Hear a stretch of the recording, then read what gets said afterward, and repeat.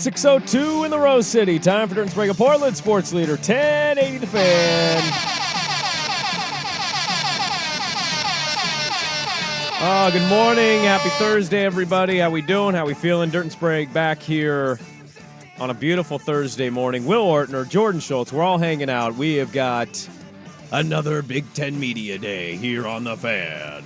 The very last one for this year.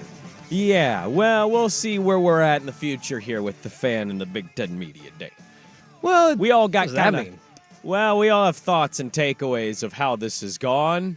And, yeah, that's for a conversation off the air. Swag will let you know. He's running around like a Swag. chicken with his head cut off. I've talked to Swag about this. We've had many a conversation about, how is this all going? Well, how much time do you have? It's a lot of figuring it out as you go. But you know what? I think he's done a great job. There's a ton of great interviews on all the different shows. He has. He's working his tail off. He's doing as much as he possibly can. He did huge news, huge station news to kind of kick off the show here. We think. I think it's huge station news. That's a very timely drop by you there, Schultze. Massive station news, in my opinion. He did text me last night at around 5 o'clock our time, 8 o'clock Eastern, a photo of a beautifully cooked ribeye with some green beans and the giant shrimp cocktail. He did hit St. Elmo. Thank goodness. He did it. He did It's it. over. I know. The way he was talking about it yesterday, he was like, I don't know. I don't know if I want to go by myself. Who cares about going by yourself? Just go. It's like going to New York and not getting a New York slice of pizza. It's like going to Chicago, not getting a deep dish. They're known for this one big steakhouse. Everyone goes, you gotta go. Thank goodness he finally decided to make it out. I'd bring him on, but I think he's in a bowel movement right now somewhere in Lucas Oil Stadium. Surf and turf in the middle of the country, yeah, you better plan for that the next day. No, seriously. And I'm not trying to knock it. It's just you set aside some time for a yummy dinner. You better set aside some yummy time on the toilet the next day. Well, to give you an idea of what we're dealing with, he texts me these photos of his steak and his shrimp cocktail, and he's like, oh, I did it. I made it here. I got a reservation. I said, good for you, man. I'm happy for you. He goes, there's nothing better than a steak where all you need is a little salt, and that's it. And I said, amen, brother. You're so right. And he goes, yeah, won't be in until about 7 o'clock your time tomorrow. And I went, what? He goes, yeah, I don't need to be at that building until about 7 o'clock your time. And then about half hour before the show, he's already annoying Schultze with Portland Pilot basketball schedule stuff. He is live already at Lucas Oil. He's just not near his microphone. Well, hey, you know what? Sometimes nature calls, and it's a little bit different out there. That being said, the last time I went to a steakhouse, which would have been, about a month ago for my brother's bachelor party? Oh, nature in Vegas, calls then. Okay. fast. Nature calls fast from the steakhouse. And I don't know if that's because I'm getting older and therefore it's quick. Because in college, I could go eat a steak and be fine. I used to eat dollar store steaks, no problem. Oh, what? That sounds just What dollar disgusting store and sells awful. steaks? The Ellensburg one. No, they all do. The Dollar Go to the Tree. freezer section. They're there. Oh, No, they yeah. don't. Yes, they Yup. do. They're You- quality. You know that's not steak, right? No, it was steak. It No, said it it says on steak, yeah. No, it said What it animal, on dog? the box. I don't think you can have That ain't cow dog steak, buddy. American labeling regulations are very That's one of those, like, I forget the name of the store, and we don't name it if you can think of it, but like there's a store that quite literally sells old groceries Oh, yeah. for a discounted Hey, price. guess what? I shopped there a lot in college, too. When you only have $30. Hey, no shame. No shame at all. I'm just telling you, that's not an actual steak you ate in Ellensburg. No, For $1, I ate $1? a couple of them. That was an essential summer food. You That was, get the George Foreman out. The hot dog of steaks. That was like, hey, what do we got left over in this cow? I don't know. Let's form it into a steak. We'll sell it to the dollar store. kind of looks like meat, sort of. It looked plenty fine, and then you take it out on the George Foreman. Look, when you have $30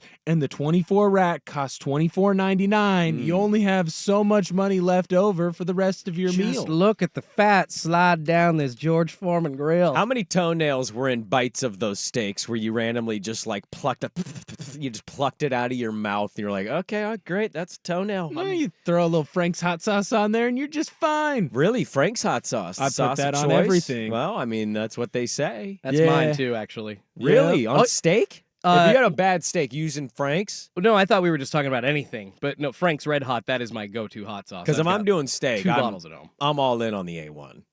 See, I'm not an A1 guy. I I've don't- never understood it. Well, I like to pride myself, as I could use a line from Tom Brenneman here, that I cook steak to the point where you don't need anything. It's Right. cooked perfect. Right. It tastes delicious. It's seasoned well.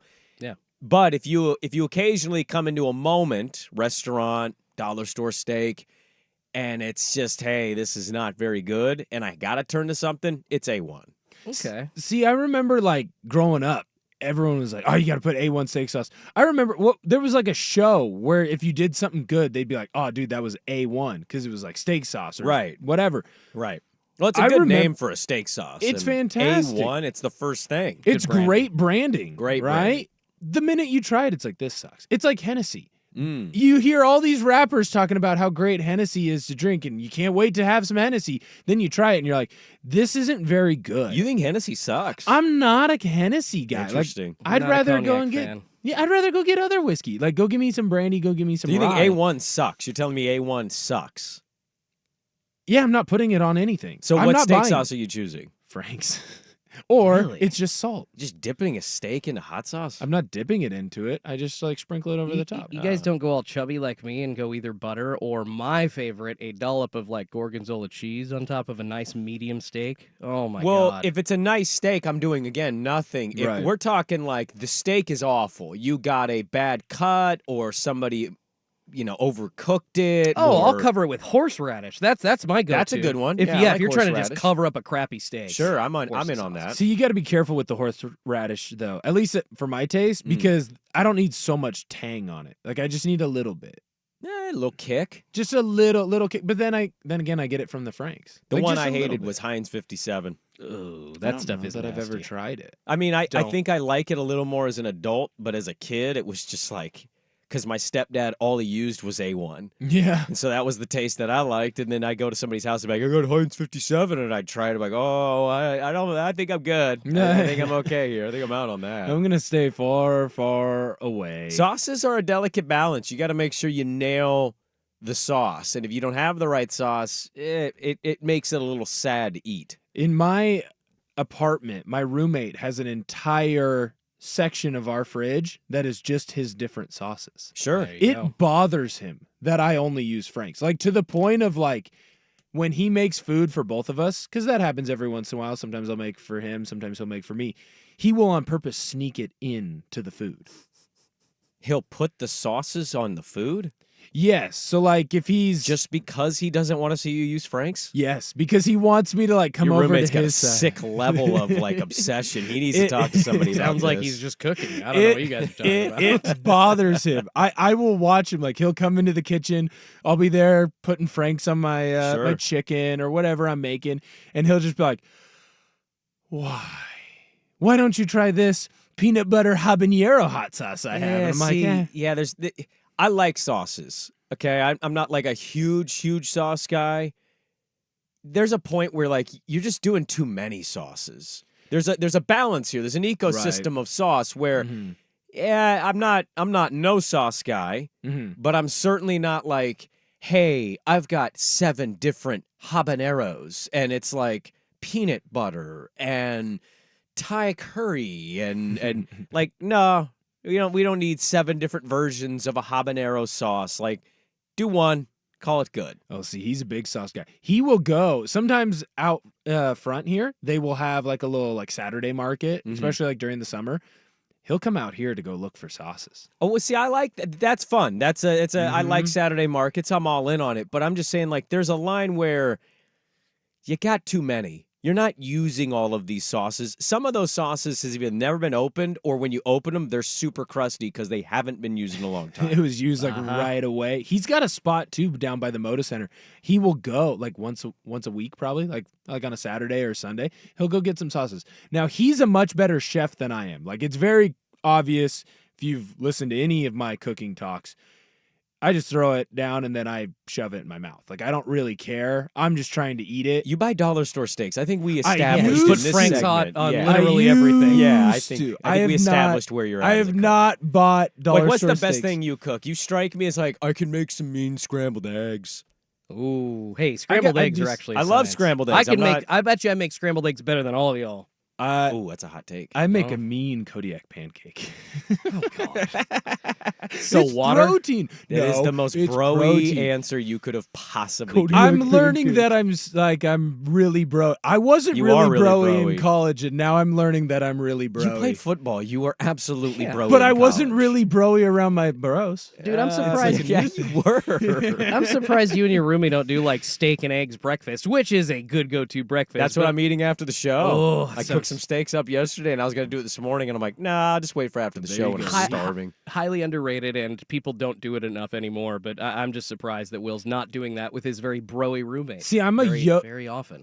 My roommate is not broy. I Ah. am broy. I'm a yogurt in the morning guy. I'm a big parfait guy. Not a huge go and get like steak or eggs. I mean, obviously I'll eat eggs, but I'm actually more of like an egg for dinner guy. Like if I'm gonna make, I like eggs anytime. Yeah, I'm a Yeah, breakfast ditto. for dinner guy. See, I'll throw eggs in if like I'm cooking some ground beef or like I have a half pound of ground beef left. I'll throw Yeah. some eggs to get some extra protein. I'm not a big breakfast guy. It's parfait or yogurt.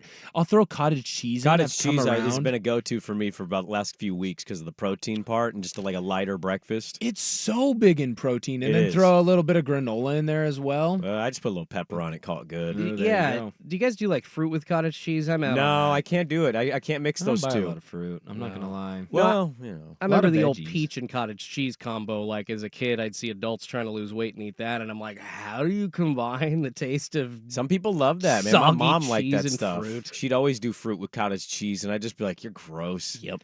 I Like, was Brandon, just shut up. And I'm like, you're gross. I was so anti cottage cheese, and then like I liked I've cottage been cheese. shown the light. But to Schultz's point, like the whole fruit cottage cheese thing to me, it just doesn't mix in my mind. I've never tried the pepper on it though. I might have to Oh. now. I'm big on That's the good. Greek yogurt. The Pepper's Greek pretty good on a yogurts. lot of stuff for me. Yeah, is that your Frank's? it's come around. It can be, yeah. I don't put as much pepper on things because I got kids who bitch and moan about everything, and pepper's hot and spicy somehow. But yeah, I love pepper. I used to get people would be amazed how much pepper I'd put on stuff. Are your kids adventurous when it comes to eating No. food, or are they No. like give me the chicken tendies? Yeah, I mean, if you're gonna give them a choice of like, hey, we're gonna try this new Thai cuisine, or hey, we're gonna try this new Mexican dish. Mm-hmm. Do we have any chicken nuggets? Yeah. Awesome. pretty standard. Yep. Which is disappointing. It's not great. Well, you start figuring it They're out right kids. around high school. Around high school, I think, is when you start to develop like a taste for something else. I learned this one too, by the way. So I help out and I coach out at Hawkinson. I had one of my O linemen tell me one of the biggest big guy things I've ever heard. I'm not going to call him fat because he's 17. He goes to Wendy's or to McDonald's or whatever. Okay. He buys his O lineman meal. So there's large fries, Big Mac, Baconator, whatever you throw in for whatever it is. He will then buy a second meal so that he can have it as leftovers the next day from a fast food place. Yeah, the best way to cook fast food the next day, like let's say it's a cheeseburger, right? Like a double bacon cheeseburger. Right. People, it's an underrated thing to do. What you do is you save it, you take the bun the next day, you remove it from the burger. Okay. You lightly toast the bun by itself. Okay. You then take the meat, you place it in your air fryer for about 3 minutes. It warms up, it remelts cheese, it cooks the burger more naturally. Then you reestablish and reassemble your burger, and it tastes almost fresh. That air fryer is clutch. It's an underrated part because I used to be cheeseburger leftover guy too, and I just warm them up in the microwave, and it was never really very good. It's foul. That's the hack I use is I retoast the bun separately of the meat and cheese, air fry it for just a couple minutes, melt that cheese hot, beef heats up, boom, reestablish it, add a little condiment if you want. It tastes relatively fresh the next day. See, I made him run extra for telling me that he did that. Really? I was very upset. He air fries those fries too. They taste almost just as good as they did when he got them. If that's what he's doing, then maybe I'll have some leniency Well, he's on in him. high school. He's definitely not doing that. He's just He's probably eating eating it cold. Yeah, It's definitely. disgusting. Because you like- just labeled him fat. You just didn't want to say it. I but did like, not. I did not label him. No, fat. but you wanted I did, to. No, If he was 18, you would have said fat, and that's no, okay. No, I would not. You said he's a lineman? I would not shame him in that way. He's Well, very strong. Oh, okay. He's powerful. I bet he is. Can he fit in a rowboat? Yeah, Will of a course. rowboat Yes. support? Yeah, of course. Well, but the point is, he is probably eating it in a disgusting manner where he's just grabbing the bag out of the I fridge. don't like that. Eating cold fries that are gross and eating a cold burger, which I'm just out on. And I can't. But he specifically goes and buys it for the leftover meal, and I have had to publicly shame him. Yeah, some people are lazy. They don't want to cook. Yeah, but that's not like that's just You don't know his home environment. Maybe his mom and dad ain't cooking. Yep. And it's just like He fend has for said yourself. it's a family thing. Like they all do it. You gotta Mom, dad, brothers, sisters. You got to store fast food the right way if you're going to have it as a leftover meal. It's either got to be in a bag so like it doesn't harden up overnight. I mean, there's preservatives in that stuff, but there's a major difference between like if I'm picking up, like that extra shrimp pasta dish from the Olive Garden as opposed to like a burger or a taco, like fast food. That stuff, you got 12 hours. And then even after that, the air fryer can't really return You could it be to a real level. psycho and just leave it on a plate in your fridge. The burger's completely exposed. He's just like, I'm gross. going to eat this. Like, oh, that's No, disgusting. dude. If it's a fast food, any food at all, burger, tacos, whatever, not happening. Well, what's the best reusable, or what's the best fast food that you eat the next day? Well, are you gonna throw? Probably Taco Bell, right? Oh, yeah, like Probably. the 5-layer burrito from Taco Bell. That thing reheats very well. See, but Really? even I'm that- nervous about the inside of that getting a little cold. See, you think even the outside's that- hot and you're like, it's good. And then the inside's a little cold. That's right. fair. See, even that, like, I'm not. If I'm eating fast food, I'm eating it right then and there. Now, well, me you can- too. I don't buy extra for that. I Right mean, now, I might buy extra for like a pizza. Like that might happen. Cold pizza's okay. Cold Yeah. pizza's all right. Yeah. Right. Like I'll go cold pizza. Although there's not. I mean, I guess you're gonna throw like the chains. Like I got a 24-hour rule on pizza. Like, I'll leave it out on my counter all night, and then I'll eat it the next day. Eat I it? don't- Really? Yeah, dude. I've been doing that since I was a kid. I was gonna say, Yeah. college. After will, that, yes. it needs to go in the fridge. Like, at 2 days on the counter, don't eat that the second day. College will, yes. New and improved will, New and no. improved. What do you make? Cognac pancakes. Yes, yeah, I do. Frank's Red Hot. I made one yesterday. It There was you go. great. It Of was course fantastic. you did. Just broing the hell out. That Well, was my pre-lift meal. we got a lot to get to. I was told yesterday, so we'll see what happens here. Swag says 6 a.m. is going to have no Big Ten media stuff. So I don't think we have a lot of Big Ten media stuff in the 6 a.m. hour. It starts at 7. Dan Lanning and Oregon are first. That's interesting. I would have thought they would have been last. Jeffrey Bassa, Dylan Gabriel, Terrence Ferguson. Those are the 3 players for Oregon and Dan Lanning. I have no idea if we're going to get any of them. The schedule is, again, it's very fluid. It's very different. I know Lanning's going to be on McAfee. McAfee lives like down the street or across or whatever Yeah. from Lucas Oil. So my guess is Lanning will be at the back end of our show because he's probably going to go to the podium. And then I wouldn't be shocked if they ran him over to do McAfee Mm-hmm. for God knows how long, and then take him back to Lucas Oil, and then we'll see what happens. Maybe there's a spot where he'll call in, but you think he I- actually goes in to the studio? He goes into the Thunderdome or whatever they call Into it. McAfee? Yeah. Yeah, he'll 100%. Yeah, they've got them all yesterday. Oh, okay. You know, what's with Indianapolis? When did they suddenly get every cool thing? Like, who would have thought living in Indianapolis for Pat McAfee was going to turn into such a, like, Caitlin Clark, Tyrese Halliburton, all-star games, media days with all the big college football coaches and teams. Like, who knew Indianapolis was going to be the hub of, like, hey, I'm here, and everybody else comes here? They've really blown it up. Like You can't even fly directly into Indy. yeah. No, it used to be Chicago. Like as far as Midwest cities went, was Yeah. the big one. I think least Indy's you can giving go it there a run directly. for its money. It absolutely is. So it's going to be another show of all over the place, wild, unpredictable things, guests all over the place. Good to be with you on this Thursday. Let's get it going on the Fan. The Ducks are on a roll. They have hammer recruiting.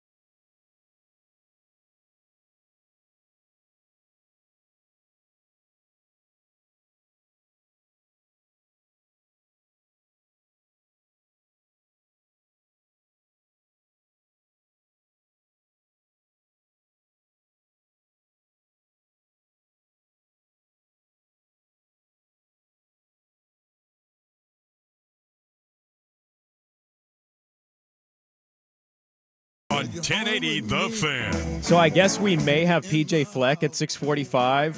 He's just roaming Lucas Oil. Just showed up, trying to knock some stuff out early, I guess. Ah, how about that? Rowing the boat in Portland?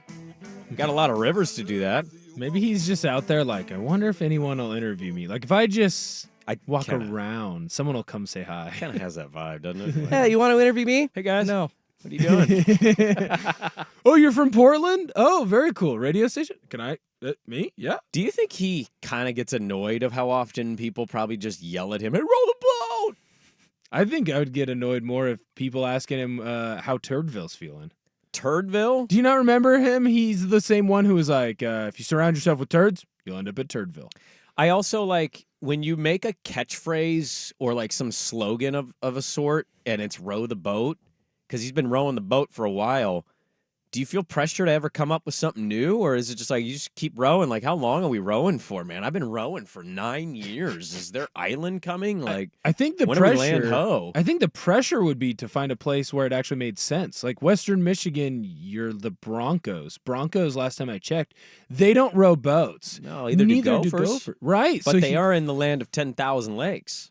Well, I guess that one works out. Well, maybe you know what he Their needs? stadium's right on a river, too. Yeah, a bunch of crew just out there All right. rowing the boat or something. Yeah, their Like- stadium's actually kick ass. Where it's at in downtown Minneapolis, kind of underrated. All right, you know what? I take it back. The Gopher can row the boat. I just feel like if you're going to have a thing like row the boat, you should probably be at like Navy or another place where your mascot rows a boat. I want to ask him about that. Like, hey, I know you've probably answered this question, but why was it row the boat? What, who, what, when did that get created, rowing the boat?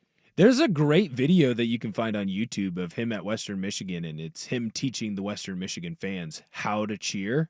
It might be in that. He's also old school. He wears shirt and tie on sideline with sweater guy. He's kind of an old school Mike Nolan kind Mike of type. Nolan, yeah, exactly. Remember like Adidas, who was, I believe, the main NFL sponsor at the time, specifically had to design a suit for him? for Mike Nolan? Yeah, because coaches had to wear That's like funny. NFL contracted clothes. So funny. Never going to be a guy who wears a suit when they don't have to. Not going to come from me. Yeah, you're ditto. young. You'll wait and see. We will get to maybe PJ Fleck at 6:45. I will just. I'm not here to try to like torture. I promise. I'm just asking simply. You guys doing okay? Because I think it's officially. Are we calling it? Is the pulse done for the M's? Oh, Another blown yeah, game. Yeah. No, dude, it's done. The I'm lineup not was doing okay. atrocious. It's 4A lineup. Yeah. It's done, man. It's done? The season's over. It's cooked. Hey, There's no coming back because we had listeners Nope. who were like, hey, we had 60 games left. And no. Angels no. have won 6 straight against them. Well, They look. blew another lead yesterday to the Angels. When you Shut up. when you I'm can't I'm hit, just asking. I appreciate it, Just but shut asking. up. Okay, when all right. you can't hit it all and you can't score runs and their average is 216 right now. Lowest in the bigs.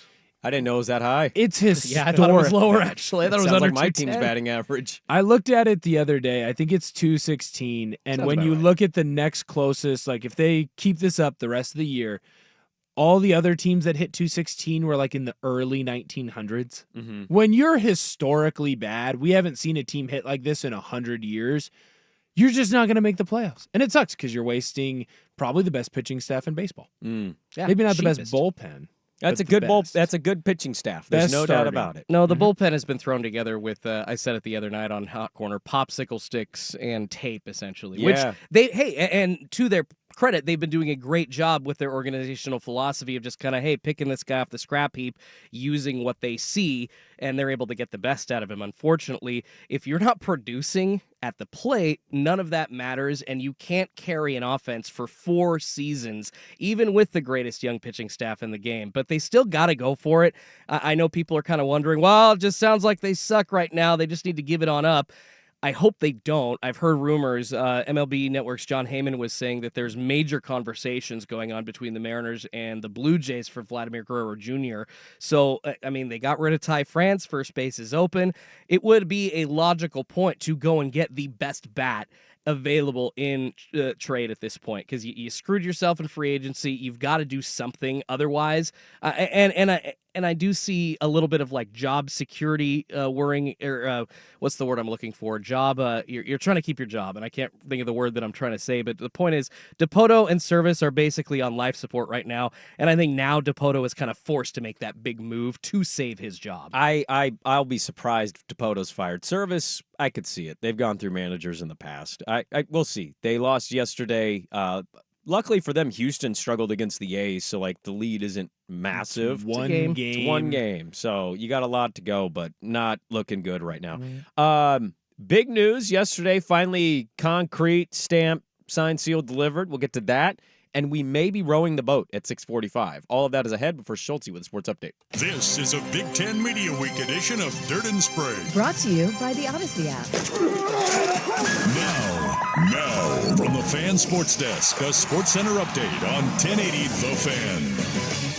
First on the Fan, out of the NFL, Baltimore Ravens star quarterback and reigning MVP Lamar Jackson reportedly walking off the practice field after only an hour into his first day of training camp.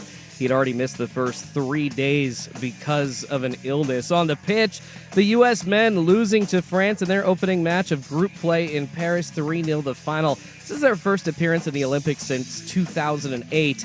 Next up, they've got New Zealand Saturday morning. And on to baseball, the stumbling Seattle Mariners being swept for the first time this season, giving up another lead late, losing to the Angels 2-1 the final. Reliever Gregory Santos leaving in the 8th inning with an apparent knee injury. The Mariners now, of course, losing 9 of their last 10 series and sitting a game behind the Astros for first place in the AL West. More sports scores and stories in 30 minutes. I'm Schulte at the 1080 The Fan Sports Desk. Listen live or on demand on the Odyssey app, the Fan's desktop player, or tell your smart speaker to play 1080 The Fan. It's The Fan on FM. Go to 99.5 FM.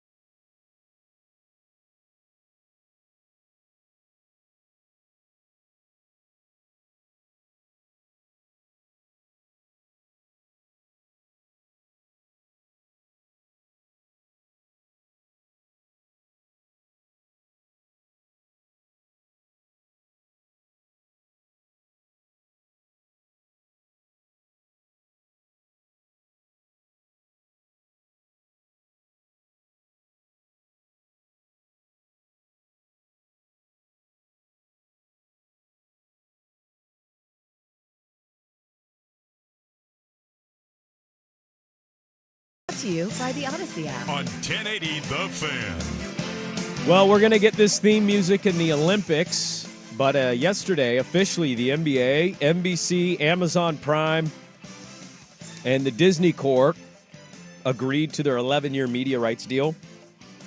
We knew this was coming, and there was rumors that TNT was going to match the Amazon deal.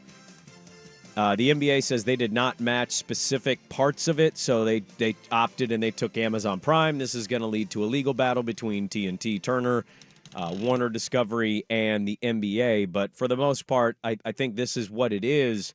The NBA on NBC Sunday night basketball will be a thing once the football season ends in 2025. Because remember, we have one more year of this media rights deal. Right. And Tuesday, Sundays, the unfortunate thing about the NBC games, somebody found in it that it's going to be regionalized. So they'll have double headers, and the Midwest and the East get largely those games, and the West will just get like Phoenix, and the Lakers, and the Warriors, and the same teams over and over and over again. But NBA back on NBC. Tirico's going to be the lead voice. We got that signed, sealed, and delivered yesterday. I can get behind Tirico. I think anything that Tirico does as a play-by-play man is fantastic. I don't know that he's the best in the game right now, but he's definitely in the upper echelon.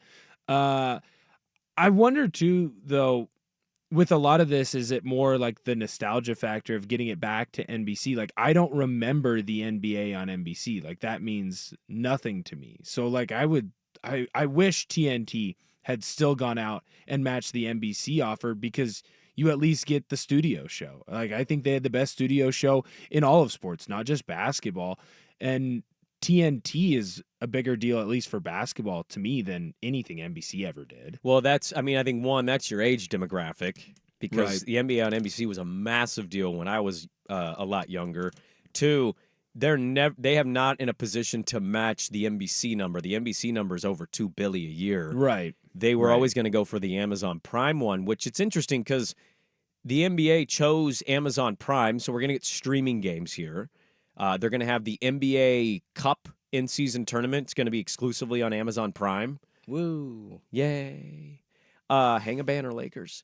Big deal to the city of LA. There's already a report out that Amazon's like, hey, we want Kenny, Charles, Shaq on the media stuff, because like we don't have anything. They don't have basketball stuff. Right. So the Inside the NBA crew might be put on Amazon Prime. There have been a lot of ideas of like, is there a way where TNT just houses the studio, puts on the show, but Amazon gets to air the game? Or, we'll see what those talks bring. Ernie's, steadfast in saying, I'm never going to leave Turner. This is my home forever.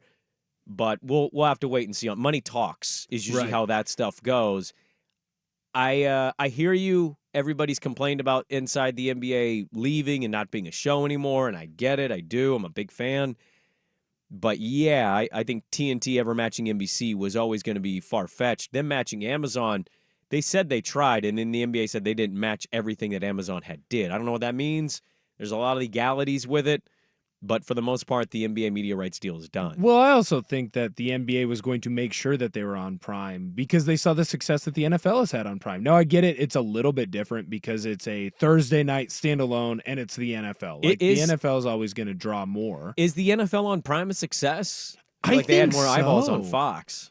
Well, and it's maybe probably driven subscriptions. And it definitely has. I'm not saying it's not a success per se, but I think they've looked at the numbers and their ratings are not. They don't care. As long as people are buying subscriptions, that I think is the only measure of success for streaming. I think they put out a good product, though. Like, when I look at it, it's something different. It's a different avenue to go down. I think Carissa Thompson does a great job with the pre, half, and post.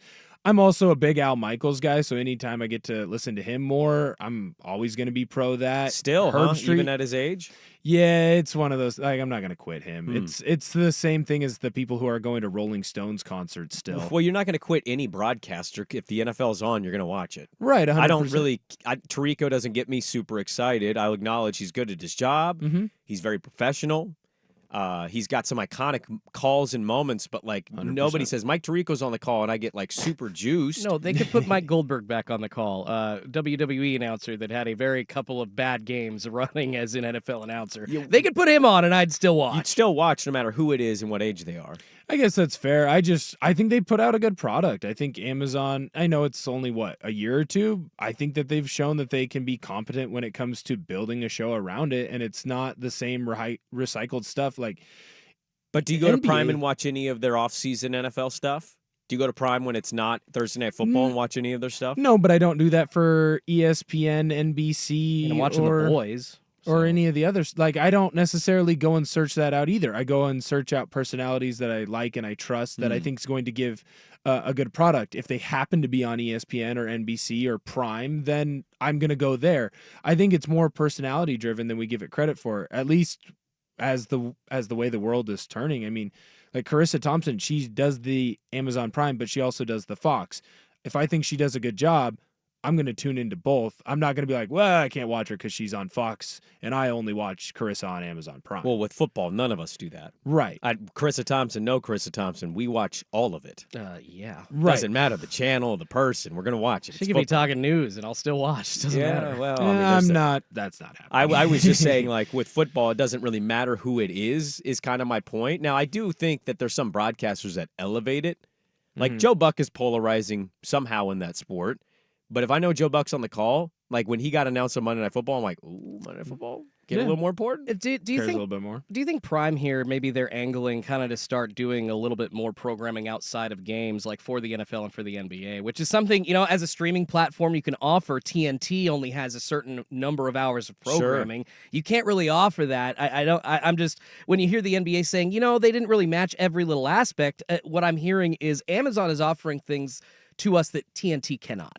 I also wonder, too, if it's easier to get the younger demographic. Like, I don't have cable. I've never had cable. I'm not planning on buying cable. I have Amazon Prime. So I wonder if that's a way of getting those younger numbers up. Although the NBA does a really good job, at least social media-wise. Well, people don't watch those. basketball. People follow basketball through podcasts and highlights on Twitter. Right. Yeah, you're right. So maybe this is their thought of drumming some of that up. Well, Amazon, I've always thought Amazon Prime, the funny thing is TNT actually pushed Amazon to jump into the media rights bids like a year or two ago.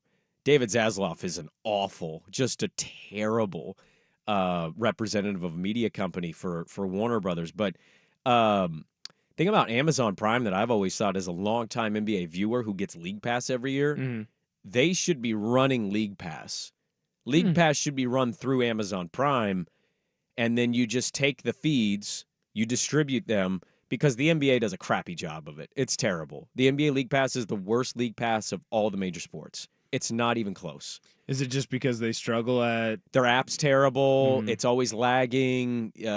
Just the way it's operated. I'm pretty sure some of those audio feeds are still just like a call into the local radio station. Like that's what NBA League Pass offers. It's never been a good product, and I've always thought that they should have an Amazon Prime partner. Apple TV does this with MLB? some MLS. They have some Major League games. Yeah. That's where streamers to me can benefit. Like, take the League Pass. These leagues should stop running these League Passes and say, hey, partner up. We give you this. You give us that. It's a better system. It works a little cleaner. So we'll see where it goes. But the NBA media rights deal is done with the NBA. They'll be back on NBC, ESPN, ABC, and then Amazon Prime appears to be the partner. We'll see what the legal battle brings, but it's probably going to stay Amazon Prime. That will start in 2025. We may row the boat next, or we may not. We don't know. We'll find out when we get back on The Fan. The Herd with Colin Cowherd. Colin Cowherd. Life's about being a playmaker and taking swings. And it's okay whether you're an artist or a quarterback or a point guard to have turnovers. Josh Allen is transformative. He's won his division 4 straight years. And in those 4 years, he has the most touchdowns ever by any player in the history of the sport, even more than Patrick Mahomes. The original home of The Herd with Colin Cowherd. The original. Weekdays 9 to noon, 1080 The Fan. Hey everybody, Sprague here. You're familiar with Three Mountains Plumbing, but did you know they're now Three Mountains Home Services? For 23 years, they've been helping homeowners across Portland with their plumbing, drain, and water heater issues. But they're experts at electrical and HVAC services too. Do you have any electrical problems in your home? My friends at Three Mountains Home Services are here to help. Do you have outlets that have stopped working, or you need a generator or EV charger installation? Three Mountains Home Services can tackle that project for you. Trust me, they helped me at my home installing some outlets in my garage. When you use Three Mountains,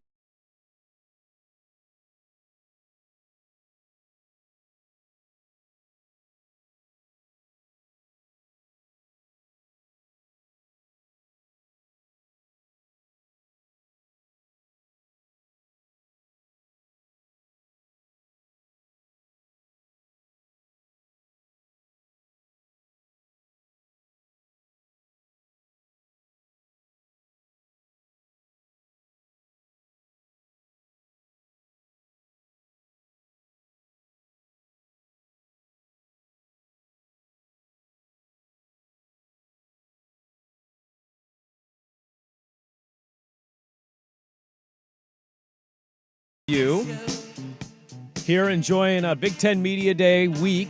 Swag is over in Indy. Big Ten Media Days on the Fan are brought to you in part by Mods PDX. The future of building is here, and we're going live to Indianapolis to talk to our good friend PJ Fleck, a good friend of the show. PJ, good morning. How you doing, Coach? I'm doing elite. How are you doing? You're doing elite. Wow. Oh my God. Yeah. We've been saying that for 12 years, though, guys. 12 years. Can I ask you, I know you've shared the answer to this, but I'm curious. When did Row the Boat start? When did it click for you, that catchphrase, row the boat? Yeah, I'd take it back to February 9, 2011. My second son died of a heart condition. And, when you walk into a children's hospital and you know that when you come back out, you're not going to have your child, the people in that hospital, change your entire life. They do. People always why are you so positive? Why do you have so much energy? I mean, when you see the worst day of your life and nothing can get worse than that, you spend your time very differently, and you think differently, and you act differently, and you talk differently.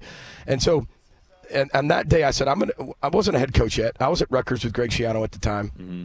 But I started to create something that I was going to be able to connect a community based on, my son's life, who couldn't live his own life. So I was going to live it for him. And I was going to make sure when I became a head coach, I could engulf myself in the community. Everybody has something that they need to connect bigger than football. And that's where Row the Boat was created. And then I became a head coach at Western Michigan and kind of unveiled it and went 1-11. And everybody at the end of the year is like, okay, this Row the Boat thing didn't work, Coach. This never give up mantra, this everybody rowing in the right direction, same direction, just didn't work. What's next? Mow the grass? Like, what is it? And that's what Row the Boat was all about. So basically just means never give up. This is Minnesota head coach PJ Fleck. That's a great story. I never, Coach, heard that one, and so I appreciate you sharing that with us. I've been reading this Bill Walsh book, and there's a blurb in the book, you just reminded me of it, where he's flying back. They just lost to the Dolphins. It's his second season. He thinks he has everything set up right. They lose. They drop to 6 games under 500. He's contemplating quitting on the flight back home because he thinks he is a failure. Where did the 1-11 start, rowing the boat, being at Western Michigan? You think you're ready, you go 1-11. What did that do with your confidence? Did you contemplate stuff, and did you battle out of it, or did you never question anything? I think when you say I never questioned anything, I think that's a complete lie. I think everybody always questions it. We're human beings. We're built that way when things don't go well. But I think it just tests your fortitude. But it goes back to my upbringing. I mean, I was always the underdog. I was always the king of the twos, TOO, too young, too short, too slow. I had no connections in this profession. I played at Northern Illinois. I played for the Niners. Nobody ever thought that I'd make it. I was ranked 14 out of 14 when I got there on the depth chart. They spelled my name wrong. It was Flack on my locker, not Fleck. And I'm like, this is not going to last long. I ended up being there 2.5 years. And the reason I wear a tie on the sidelines is because Mike Nolan, who wore a coat and tie, who's an Oregon Duck, thought I'd be a great head coach and a great coach, period. And so offered me a coaching job. And like an idiot, I didn't take it. Instead, Jim Tressel called me and offered me a GA job. And so I had to contemplate both of those and went out to Ohio State and started my career with Ohio State and Jim Tressel. And so the people that changed my life and got me into coaching wore a tie. So, but I've always been that underdog and always been that king of the twos, and that's a good spot to be because you're going to go through some really, really tough times and some rocky waters, and just got to keep rowing that boat. And but after that 1-11, not only that, I was divorced. So that was a 1-11 year. I was divorced. Like, it was everything in my life was like, okay, you're not good at anything. But that's what Row the Boat was all about. And the next year we start 1-4, and we're down 20 points at halftime. I think I'm getting fired right when I get done with that game. We come back from 20 points down and win 7 straight, and the rest is history. So, I mean, it's we were talking about that at dinner. You either get to that point where you can flip it or you get fired. And there's one or the other. Every coach gets there. PJ, you are clearly an excellent motivator. I'm ready to run through a brick wall right now, and it's 6:50 here on the West Coast. When you're going out and you're recruiting, are you looking for guys that are high-energy guys like yourself, or what recruits are you looking for? Are you looking for guys who have that extra chip on your shoulder? What are you pitching them to get them to go be a Gopher in Minnesota? Yeah, I think there's a misconception that players have to fit personality of the head coach. None of my players have the exact same personality as me or each other. Personality is like a fingerprint. But you have to have the same inner drive to be your best. Not the best, that's subjective. We could argue all day long who the greatest Duck of all time is. We could argue who the greatest former Portland Trailblazer was. Mm-hmm. Like, we could do all that till our face is blue. But I'm all about fit. I am not for everybody. Neither is Dan Lanning. We're no head coaches for everybody. But fit is more important in 2024 than ever. And we still get to select these kids. They get to select us. And it's more valuable than it's ever been of getting the right people inside our culture. And I'm looking for people that want to prove to themselves that they are their best every day and they're exactly who they say they are. And we've had a pretty good run of 12 years and now going on 8 years here at Minnesota of finding those right kids. PJ Fleck, head coach of the Minnesota Gophers, joining us live from Big Ten Media Day. I'm curious, you are going into year 8. You got some transfers coming in, one of which a quarterback that I think a lot of people are hopeful for to turn the passing game around. What have you learned in the NIL space? Like, when NIL becomes a thing, and I know it's just been a couple years, but talk about learning on the fly. What have you learned about yourself, how to do it at Minnesota, and how you handle portal, high school recruiting, development, keeping guys? Like, you're kind of recruiting both things, other players, your own players, all of it. What have you learned? Well, that's a great question because there's a lot of things I've learned. One, I've learned it is okay to love where you're at. I love Minnesota. I mean, we're moving into a house that's taken us 2.5 years to build, and we love who we work for. We love where we're at because they allow me to be me. Think about that statement. My boss allows me to be myself. I think there's a lot of people who have to act like a head coach, act like the head coach, do things that maybe are outside of what and who they are. And the big word I keep using is value. You're finding out what you really value as a coach. With all the NIL, portal, collective, conference realignment, TV deals, salary caps, that's fine. That's the transactional piece now of college football. But that doesn't mean I have to be a transactional head coach. I can still be a transformational educator, mentor, teacher, life program that we've always ran, and have that transactional and transformational relationship coexist. And I think that's what I've learned the most is people like in the NFL say, oh, you can't create a culture. You can't become close to the players. Some of my greatest coaches I played for them in the NFL, or when I coached in the NFL for the Buccaneers, are still those relationships with those players. I think that's a myth. I think it takes a lot of work to build relationships, and you can still do it in 2024. And I think that's what I've learned the most is we just had the best recruiting class that we've ever had. Mm-hmm. And it isn't because we had the highest NIL budget, I promise you that.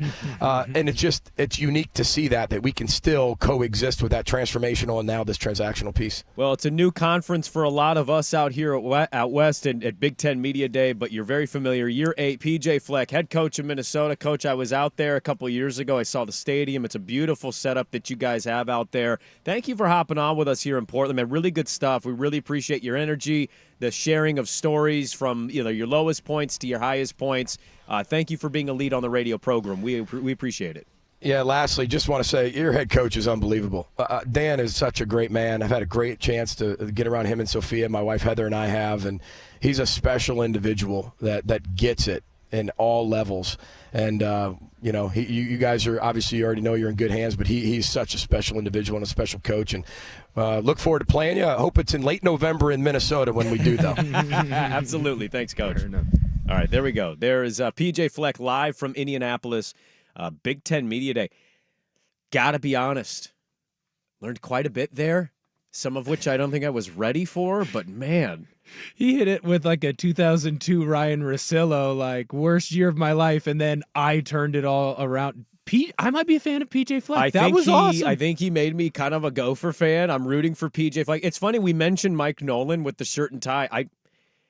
I was under the impression going into the show today we wouldn't have a guest in the 6 a.m. hour, and then it was like, hey, you're getting PJ Fleck. And I'm like, well, okay. And it's just funny we mentioned Nolan because he actually had a relationship with Mike Nolan, and so it's kind of an homage to Jim Tressel, to Mike Nolan. The other part of that is it's an interesting career these guys choose to be coaches. Right. That life is not easy. To hop on and tell us I'm doing elite and then follow that up with, like, my kid died and I was divorced and I'm awful my first year coaching. It's like, well, that's not normally how those chain of events are said. No. But that was fantastic stuff from PJ Fleck. I'll tell you right now, I'm going to try and be elite. In this I think commercial I am too. break, I'm going to do some push-ups. I might think I'm do rowing some boats. squats. I'm a PJ Fleck guy I now. think you That got was me. awesome. That's a was good. strong-willed man. No, like that's almost like the Dan Campbell feeling that I got after hearing him speak the few times. Well, I looked yeah. at Minnesota's football reference. So last year they went to 6-7 because they lost their bowl game. 6-6 last year, somewhat disappointing for some Gopher fans. Mhm. Year before that, 9-4, 9-4. He had 11-2 season in there. Like, They win. he was 5-7 and 5-7, and then 3-4 COVID year. But like, really, he's only had one subpar season. He's Right. done pretty well. at rowing the Minnesota. boat. Well, I see why he's getting good recruits. I mean, just from the For their level, yes. Right. Yeah, for them, yeah. Right. Like, there's a certain cap on it, and we all know that. I mean, if you're an Oregon State, Washington State, an Arizona fan, you know Right. that there's a cap that you have, and Minnesota clearly has that cap. But when you have a coach that can go into living rooms and fire people up, he was on this program for what, 6-7 minutes? Something like that. In yeah. that time, completely reverse course on him. I thought he was a little bit corny. I thought the message was a little bit funny. That's Now the I'm- perception, yeah. Now I'm buying right in. And if you can do that in 6-7 minutes with us, not even looking us in the eye, come into our house, I see why they're getting those recruits. I see why they're getting those guys with that chip on their shoulder that develop. It's very similar, obviously a different style, but back in the early 2000s, that's what Mike Riley did at Oregon State. Obviously, he's not rowing the boat. He was much more calm and a different style of message that he got across to his recruits, but they always ended up outperforming what they were. And it seems like aside from a year or two, Minnesota has been able to do that with PJ Fleck. Almost smack dab in the middle of the conference in recruiting. They're better than Illinois, Iowa, Northwestern, Purdue, Michigan State, UCLA, and Indiana. So there's PJ Fleck rowing the boat here on The Fan. Loaded second hour of the show. Dirt and Sprague on The Fan. Portland, get ready for something extraordinary. The PDXYZ Summit is back, July 31st to August 2nd. This groundbreaking unconference conference is designed to bridge generational inequity gaps in business. See some of the most innovative speakers from around the world, including the CMO and CHRO of the Grammys, Heather Davis, CEO of the Portland Timbers, Chris Schultz, CEO of Voodoo Donuts, Nico Harrison, General Manager of the Dallas Mavericks, Apple Musney, Chief People Officer of REI, and many more. Come join leaders from brands like Portland Gear, Nike,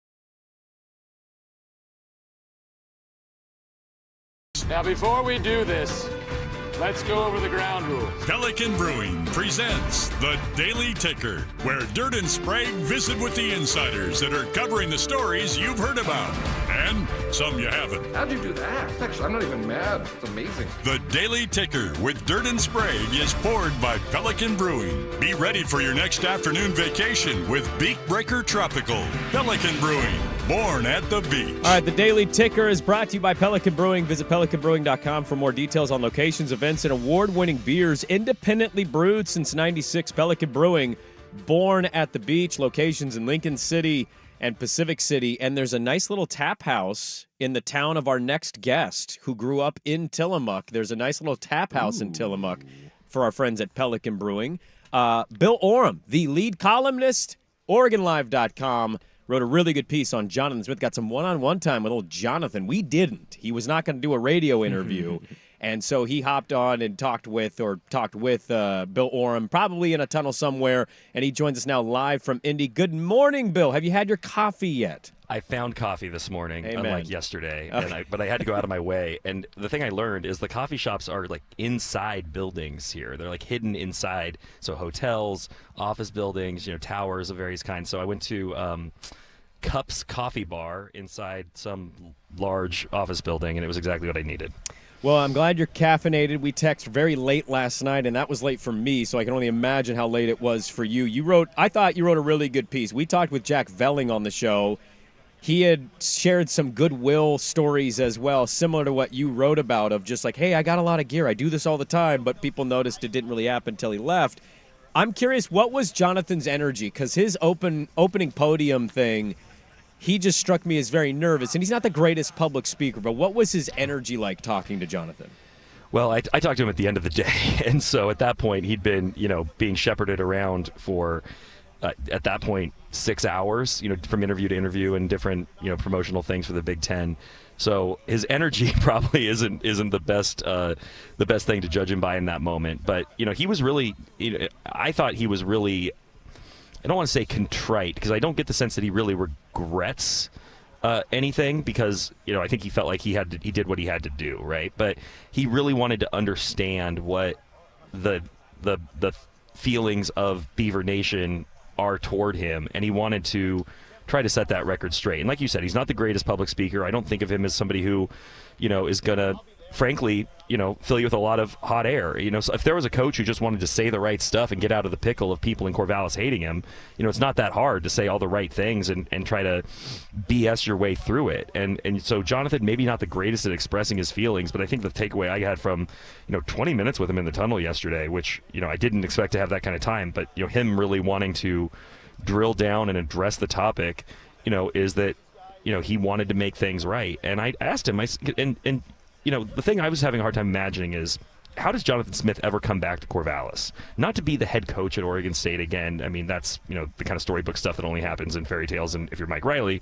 But he is a legend in two regards on campus. He is, as a player, one of the all-time greats. And then as a coach, he's taken the program to highs, rarely experienced. So over the years and decades to come, he's a guy who should be welcomed back in Corvallis, for various occasions.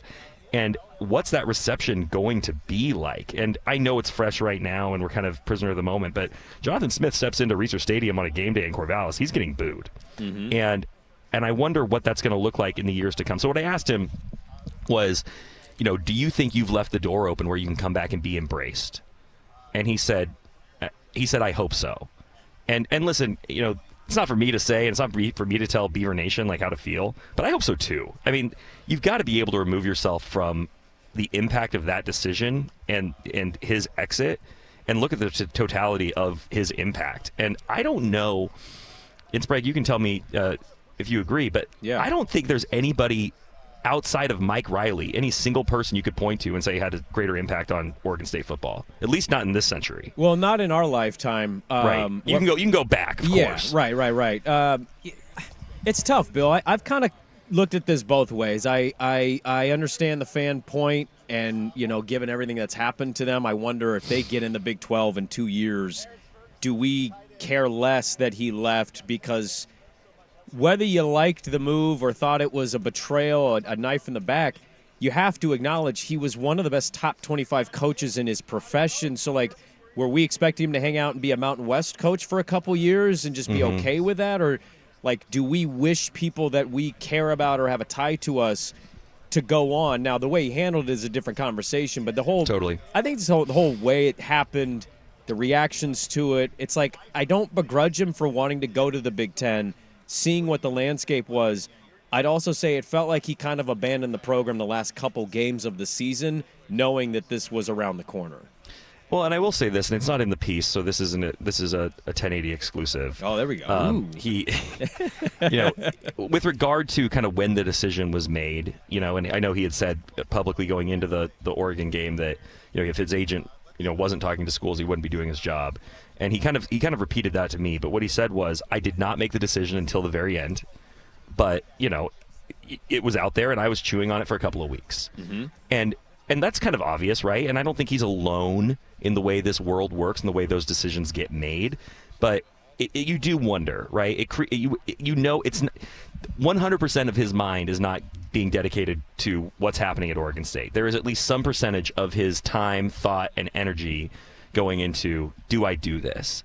And, to what degree that affected his, coaching performance those last couple of weeks, I don't know. It would be impossible to ever know.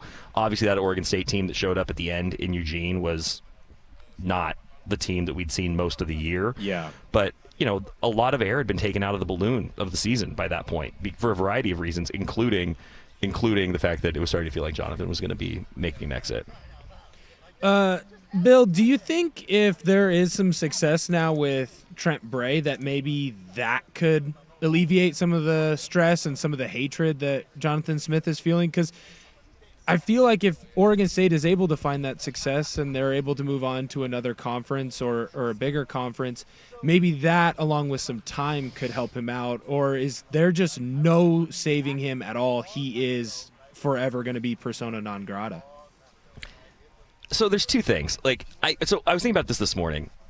There's sports hate and then there's hate. Yeah. And I think right now, Jonathan Smith is in the hate zone at Oregon State. I do too. I think in time that will become sports hate. And then if all the things you just described, right? Like if Oregon State gets in, by the way, we're in Indianapolis. It's Oregon State here. We pronounce it Oregon State here in the Midwest. Hawkinson accent. If Oregon State gets in the Big Ten or the Big 12, excuse me, if there's some success, if Trent Bray proves to be a really worthy successor, yeah, I think the edges are going to soften on that. But I think this moment is going to be seen as a real wound at Oregon State, almost no matter what happens. That said, I hate to say, I just think the Beavers are in trouble. I think the Beavers are in trouble in terms of their talent right now. Trent hasn't done this before. The schedule's fine. It's not the schedule. I just don't see a lot of immediate success that is going to help the Beavers, get through this in a really positive way. I think that you're going to see a big step back, and that's going to get blamed on Jonathan Smith. So in 2 years, the vitriol toward Jonathan Smith might be even higher than it is now. 100%. And again, I also need to go back to what I wrote the morning Jonathan Smith announced he was leaving, which was not, Jonathan Smith is a backstabbing, Judas. It was more take a step back and consider the fact that he made this decision, because the guy who just left Oregon State was the ultimate Oregon State Beaver. And, I think that part of the reason this stung so bad is people thought if anybody would stay and ride this out in this situation, that was the guy. And for him to leave, you have to say, well, what did he see internally, and what does that say about where Oregon State was in that moment and what he viewed the possibilities as being because of everything that had happened around it. So I still think Jonathan Smith's exit says more about Oregon State than it does about Jonathan Smith. But I mean, there's many, many, many, many layers to these things, and many, a lot of things can be true at once. 100%. And usually in this industry, like when the coach doesn't do well and the team loses, it's like, hey, let's question the head coach. I kind of agree with you. I think the worse they do, if they do worse, it's going to be not Trent Bray. It's going to be like, look what Jonathan did. Look what he did to this program, no matter what he's doing at Michigan State. We're talking with Bill Oram, OregonLive.com columnist, also does the Oregonian Sports Podcast with Brenna Green. You're in Indy, and so you wrote a good piece on Jonathan, and it was great to probably catch up and get some of those quotes out. Today's Dan Lanning Day. I would argue their first day was also Dan Lanning Day when they put an inflatable duck in the river. I'm curious, what are just your takeaways so far walking around, seeing Oregon stuff at Big Ten Media Day, and just kind of the vibe of the Ducks coming into a new conference but coming in with such high expectation? Yeah, I mean, there's a real curiosity around Oregon and this newcomer into the Big Ten. In terms of people are wondering about the style of play and how does Dan Lanning fit in personality-wise with this sort of brethren of coaches in the Big Ten. It is weird. I mean, looking around and I'm looking up at the rafters of Lucas Oil Stadium, massive palace. And there's Oregon branding all over the place, along with Ohio State and the other great traditional powerhouses of the Big Ten, Northwestern, Rutgers, Maryland. And look, I mean, over here to my right, I see Terrence Ferguson. I'm looking at Jeffrey Bossa right now. I mean, Oregon is in the house, and it's been a very weird year. And I know we've talked about it many times, and I've spent a lot of time trying to process this and acclimate to the idea of Oregon playing in the Big Ten and the Pac-12 being no more. And I think, we've all sort of grieved that in a sense. But being here and seeing it kind of unfold, it is cool.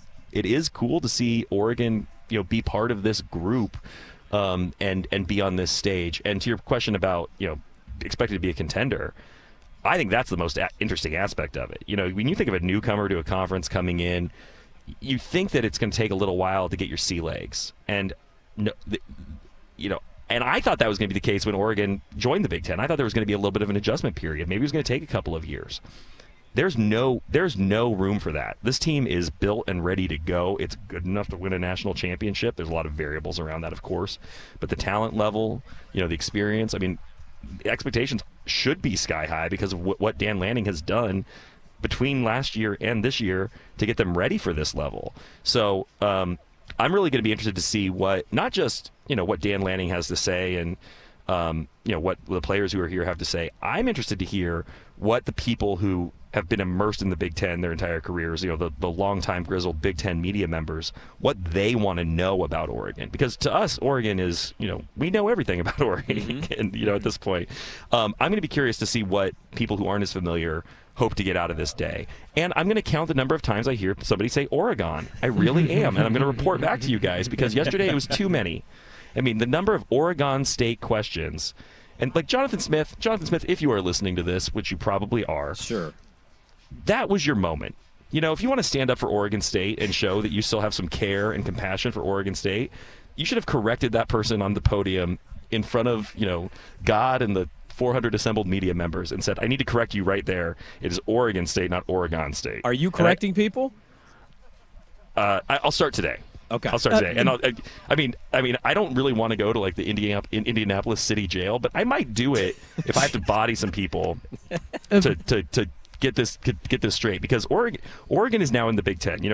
We have now planted the state flag of Oregon. I know it has a beaver on it, Duck fans, in the heartland, in flyover country, and we will not tolerate this Oregon nonsense any longer. Yeah, I appreciate you fighting the good fight, because I'm tired of hearing our state said that way as well. It's quite annoying.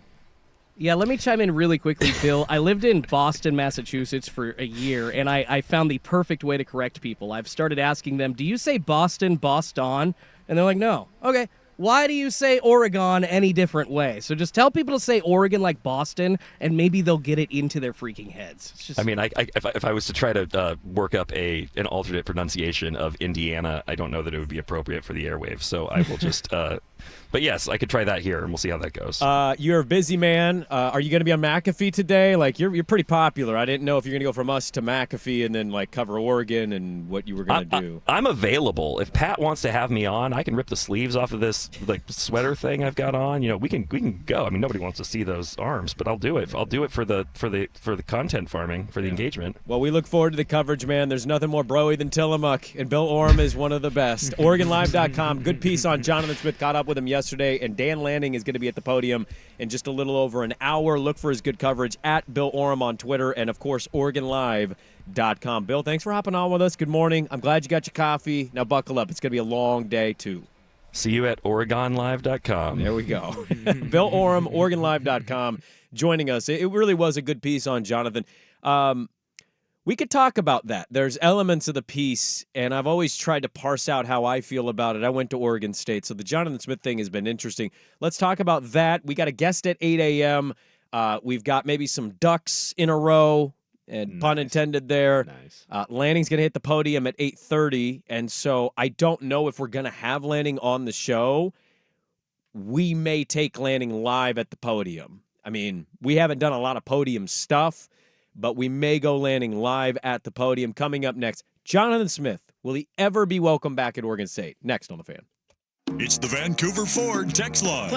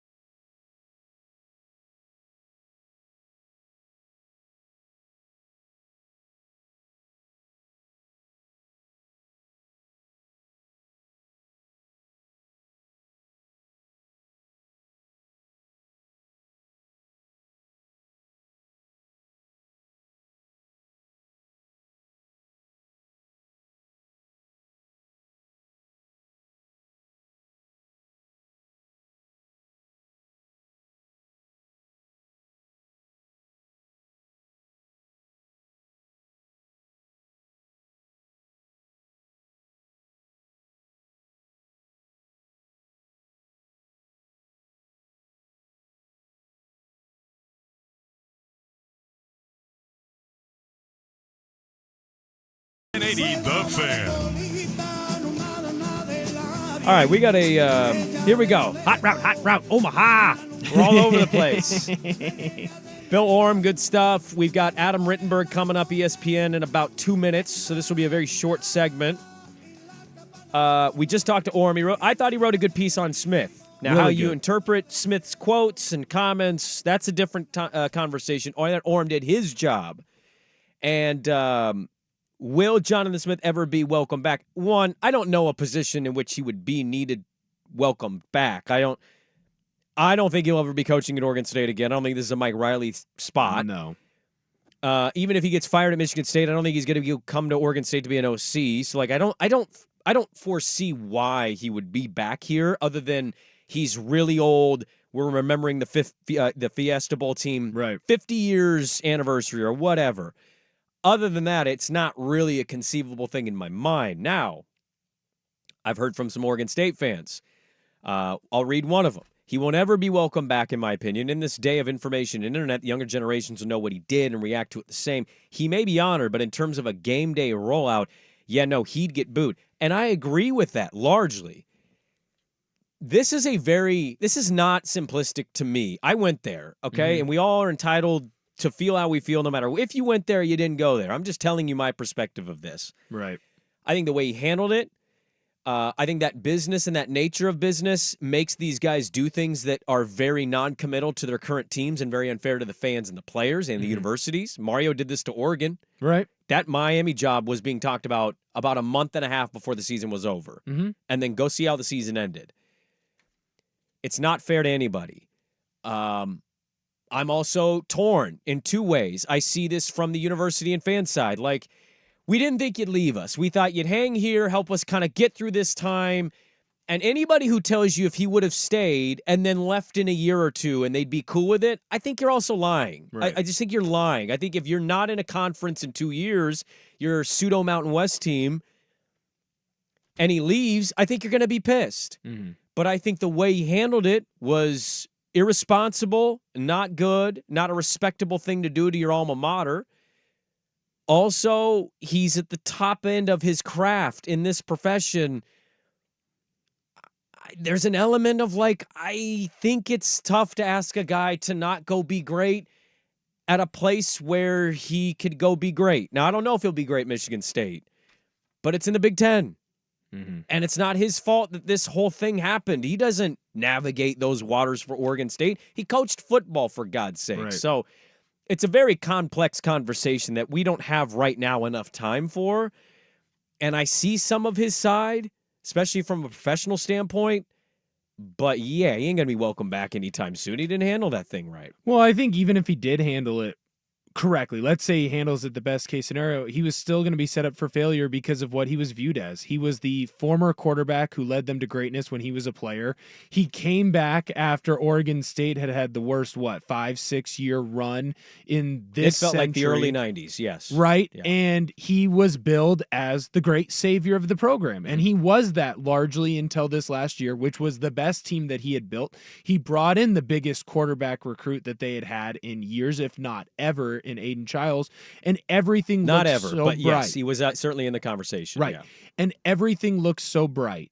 And then when you have the Pac-12 fall apart and it feels like all the other schools around you are leaving you and this guy leaves you too, you are set up for problems. And it didn't matter. He could have handled this great. He could have not donated his clothes to Goodwill. He says he's always done that, by the way. Right. Yeah. Right. But he could have done everything perfect. The Yes. season could have ended perfectly. They could have went to a big time bowl game. And then he decides to start talking and leave. And people were still going to be upset because of all the background behind him. Yeah, look, we don't have enough time. We got to go to Adam Rittenberg. He is joining Swag on the set, so we're going to take the quickest break of our lives, and then Adam Rittenberg of ESPN will join us coming up next on The Fan.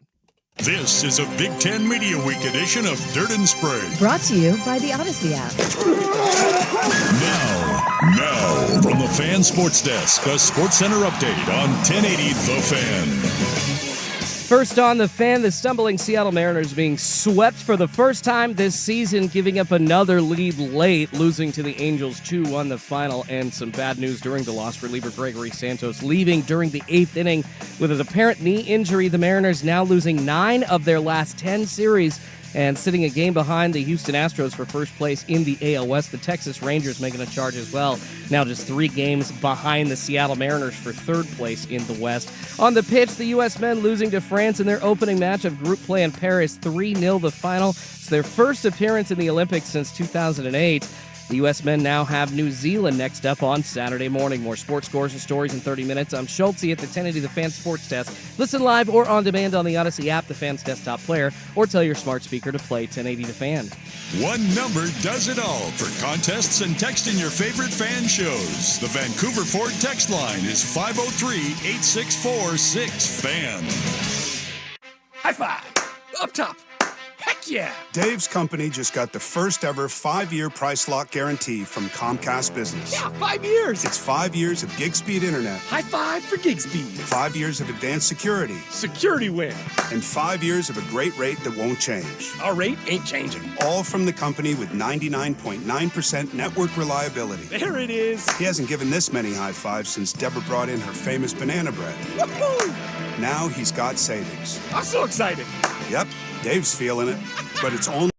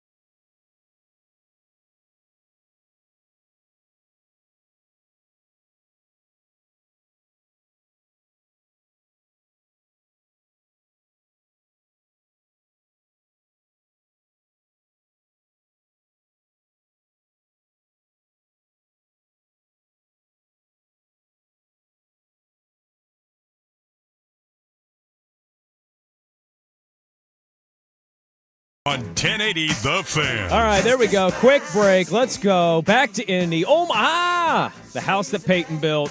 Andrew Luck hosting Big Ten Media Day. And Swag has found our good friend Adam Rittenberg, ESPN. He is now in Big Ten country talking to us over here in Oregon. Good morning, Adam. How are you doing? Hey, good morning. Great to be on with you guys. Somewhat, and feel like you guys are here almost as I sit here on Radio Row. But, yeah, exciting. Day 3 of Big Ten Media Days. We've never had a 3-day event, and certainly a lot of news today with the Ducks and Huskies and the defending champs in Michigan. What is, as this conference has expanded now to 18 teams, and you mentioned the Huskies, the Ducks, the LA schools, what is interesting or what's standing out in the forefront of Adam Rittenberg's mind today about Big Ten Media Day? Well, again, it's kind of the first truly public chance we get to hear from Sharon Moore, the new head coach at Michigan, replacing Jim Harbaugh. We obviously heard from him and saw him quite a bit last season as he was the interim or acting head coach.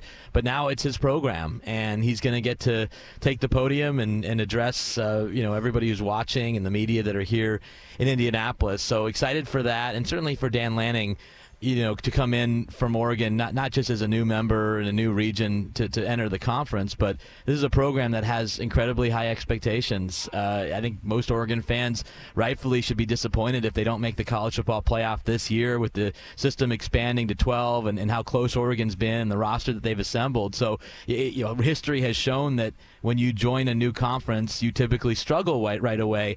I don't think that's something that Oregon has in their minds at all, nor should they with the team that they have. So excited to hear from Dan. And then obviously Jed Fish, I talked with Jed about this a little bit in the spring. One of the benefits to being such a journeyman and coaching at so many different places throughout his career, he's not even 50 years old, is that he's been in a lot of first years, whether it was Miami with Al Golden or different NFL spots. I don't know if there's ever been a first year in college football history that resembles what he's taking over at Washington, given what they did last year and then what their roster, how much it's changed since January 10th or whenever that game is to when we sit here today. So really excited to hear from Jed, obviously, at his first Big Ten Media Day. Adam, I read your piece where you interviewed 10 different first-year college football coaches, and one of those you talked to is Jed Fish. How did he go about rebuilding that roster where he had less than 50 players that went and performed and played and were on the team in the national championship game? Well, it's not easy. Certainly, the portal was something they had to be very involved in from the moment that he took the job. There were a few players that came with him from Arizona, but let's face it, they weren't the premier players. T-Mac is still at Arizona. Noah Fafita is still at Arizona.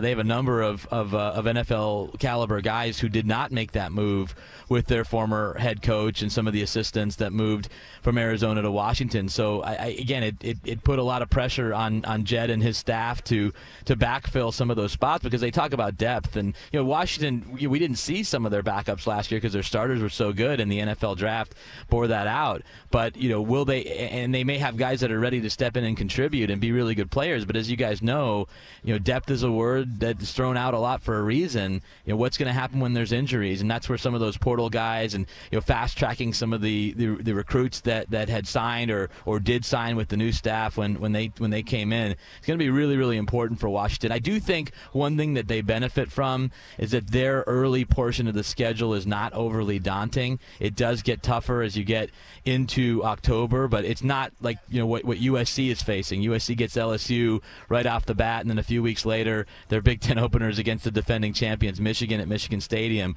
That's not Washington's opening, so they have a little bit of time to ease into the season before things get tougher later on. Adam Rittenberg, ESPN, ESPN.com is our guest here, joining us live from Big Ten Media Day. Big Ten Media Days are brought to you in part by Legends Casino. Fun is how we roll.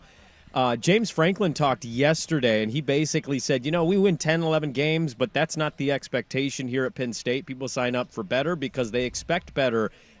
They haven't done better. And I don't know if anybody would say James Franklin isn't a good coach, but it's interesting the polarization he creates as the coach at Penn State. What is the reasonable expectation of Penn State football in your mind, and can Penn State take a leap? We got Oregon. We'll see what UW does in the future. Michigan just won it. Ohio State is the favorite. We got the LA schools in this now. What is Penn State's future in this conference in your mind with Franklin? Yeah, I was encouraged by what I heard from James because it needed to be said. He basically said if we don't make the playoff, people are really going to be unhappy. They already are unhappy when they don't, they haven't made that step. And, again, they've won 10 or more games 5 times in his tenure. They won the Big Ten on this field I'm sitting on right now back in 2016, just a few years after the one of the biggest scandals in college football history. But, since 2019, it's been just okay, even though, again, they've won won 21 games the last 2 years. They haven't taken that next step. They haven't beaten Michigan or Ohio State since the 2020 season. They haven't beaten Ohio State, I believe, since 2016. Now, the benefit they have is that, because the divisions go away, for example, this year they don't have Michigan on the schedule, but they do have some of the new schools from the West Coast. And, I don't know if there's a program in the country, guys, that should benefit more from more access to the playoff than Penn State, given where they finished in the CFP standings. I mean, they've been 8, 9, 10, 11 a number of times, and yet they've never made it into the 4. So there's really no excuse to not make it into the 12, and I'm fascinated to see how they'll perform, especially on the offensive side. Andy Kotelnicki coming in from Kansas, one of the more creative offensive coordinators in the country, and James Franklin again acknowledged he didn't really do this during the season, even though it was obvious, that they needed to be more explosive. They were one of the worst teams in the country in yards per attempt or percentage of attempts at 20 yards or longer. So Drew Aller, who's this big deal quarterback, top 60 recruit, they need to get more out of him and stress defenses, and that's one of the reasons why James made an offensive coordinator change. I'm really excited to watch them, honestly, guys. Their first game may not get as much attention as a Clemson, Georgia, or some of the others, but Penn State at West Virginia, it's a West Virginia team that won 9 games, that believes they're a top 25 team, that returned a lot of pieces, and that's a good test for Drew Aller on the road in a hostile environment. So we'll know pretty early on, whether Penn State is for real. Adam, when you have Dan Lanning coming up to the podium at 8:30 your time or 11:30 your time, 8:30 our time, what do you expect to hear from Coach Lanning?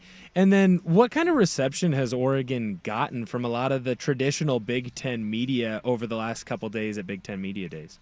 Yeah, I expect a lot of energy and positivity and confidence. I mean, Dan Lanning has the right to be confident as he enters the Big Ten, given what they have, what the team that they're returning. I mean, there's obviously a lot of talk about Ohio State's offseason and what they were able to do in the portal and what they were able to do in terms of retaining players. Oregon's in that same conversation, in my mind, with what they were able to do, especially at the quarterback position. And, not a lot of Big Ten teams brought stars. Dan Lanning's bringing Dylan Gabriel, who's one of the favorites, if not the favorite, for the Heisman Trophy. So he has a lot of reason to be excited, but I think, those still questions in this league.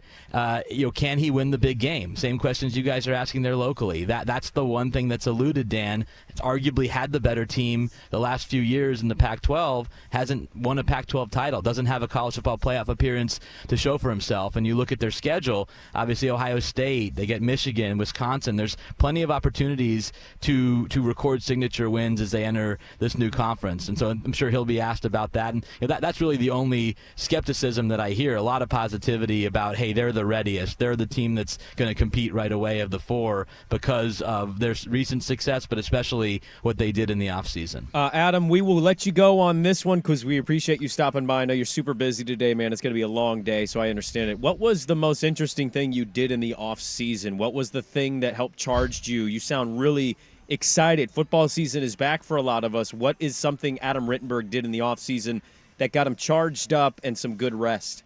Yeah, I always love talking actual football as opposed to some of the other things we talk about in the offseason, so that naturally does it. But it was probably spending a little bit of time in your corner of the world. I was up in Seattle, went up to Vancouver and Vancouver Island back in late June and early July, and it's a pretty spectacular place to spend some time. As someone who lives in a very flat place, it was nice to show my kids that there actually are mountains and more beautiful vistas, and maybe they'll be tagging along with some of my Big Ten trips. Well, people don't give Big Ten country enough credit for how beautiful it is. It's great to have. No, it sounds fantastic, man. Thanks for hopping on with us this morning. Enjoy the rest of the day, and we'll catch up with you down the road. You bet. Thanks for having me, as always. All right, there we go. Good stuff from our good friend Adam Rittenberg of ESPN joining us at the table live at Big Ten Media Day. We got a guest at 8 a.m. Josh Peterson's going to join us live from Nebraska. Matt Rule talked yesterday. He thinks the Big Ten should get 4 teams into the playoff. Dan Lanning will hit the podium at 8:30. We will probably go live to that and listen to the old Lanner at his first Big Ten media podium media day speech. State of the Union. State of the Union. Let's get to one speech that stood out, and it stood out quite a bit. Next on The Fan. Who's stinking it up? Do not go in there. It's time for Who's Stinking It Up, a sports lowlight that's ripped from the headlines. We couldn't do diddly poo. Brought to you by Three Mountains Home Services. Schedule your appointment online at threemountainshomservices.com. Here's the pitch on the way to Rayleigh. Swing and a fly ball into straightaway center field. Moniak is there. He makes the catch, and the Angels win it this afternoon 2-1. They sweep aside the Mariners in the 3-game series. The Mariners swept in a series for the first time this year. Oh, there's Rick Riz. You heard it there. Mariners Radio Network. The Boo Birds out in full force. They've lost 9 of their last 10 series, 6 straight to the Angels. I don't know if I've heard Mariner fan boo them like that almost ever in my life. Yeah, that was an embarrassing series. When you have 3 quality starts from all 3 of your starting pitching and you still find a way to get swept, it's embarrassing. Not good. Who's stinking it up? The Mariners, brought to you by Three Mountains Home Services. Make your home services delightful. Let the pros tackle the projects you need completed. Schedule appointment online. Three Mountains Home Services. That's threemountainshomservices.com. Hey, everybody, Sprague here.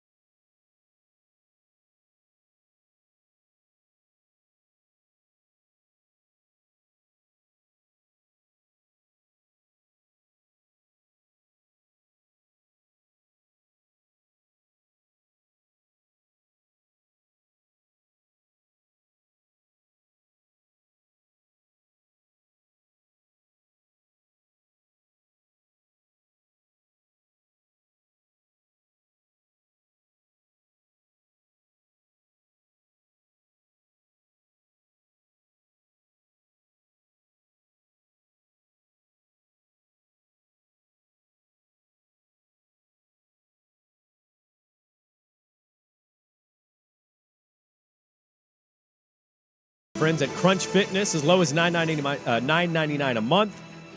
Beaverton, Aloha, Division, Vancouver. Plenty of location options available for you at crunch.com. Crunch time in LA. I don't know if you knew this. I learned this yesterday, actually. I'm ashamed to admit things sometimes, but we live and we learn. And yesterday I was in my kitchen watching some of the B1G Media Day stuff after I listened to Danny and Dusty in my car ride home. I was listening, and I went, oh, my God, I did not know that. I can't believe I'm 37. I did not know. Did you know UCLA was in Los Angeles? I just learned that. That's what the LA stands for. Yeah, I thought it meant for, like, Lawyers Association, University California Lawyers Association. Turns out it's the UC, University California, UCLA. Los Angeles. Wow. Yeah. C isn't would canned have goods. known? I'm shocked. Yeah, I know. It blew my mind, too. And the reason I learned this was Deshaun Foster, the new head coach of the UCLA Bruins. He had quite a day for himself. These guys step out. They're supposed to do podium stuff. Some coaches filibuster. They talk for 12 minutes. Mm-hmm. Some coaches talk for 4 minutes. Deshaun Foster, here's his entire speech. How you guys doing? I'm happy to be here. Glad to be a part of this great conference. Finally putting two great emblems together, UCLA and the Big Ten. We're a school that's won, 123 championships, so this fits us being right in this conference. Football-wise, we're just excited. You know, I'm sure you guys don't know too much about UCLA, but our football program, but we're in LA.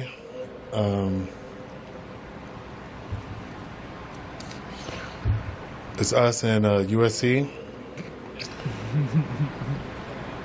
We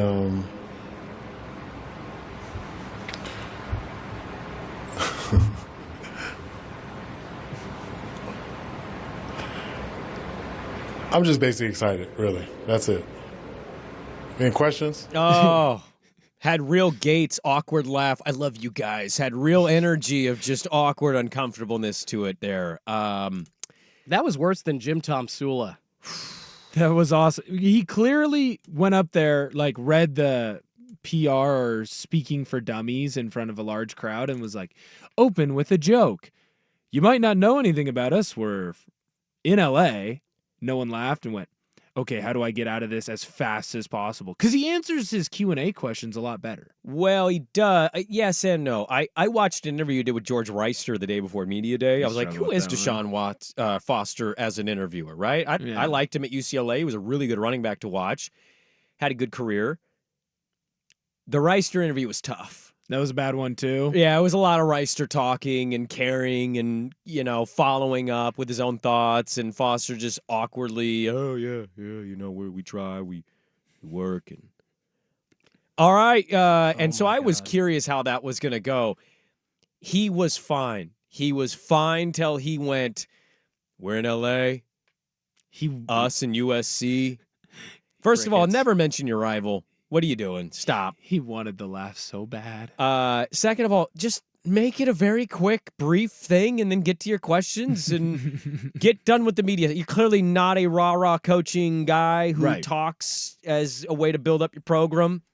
He did follow up his Q&A and gave better answers than what that was. But, man, that's about as rough an opening kind of representation of a coach and a program as I think we've ever seen in our lives. Well, I think you also see the difference. We had PJ Fleck on here earlier in 645, right? Yes, yeah. PJ Fleck is a guy who can go up there and he's going to speak, and that's going to get people to follow him. It feels like Foster is more of a guy that, look at the things that I have done. He's going to go out with an intensity, and he knows how to talk football. But when it comes to normal engagement with the rest of society, he just doesn't have that. He's clearly afraid of public speaking, which a lot of people are. It's one of the biggest fears that people have.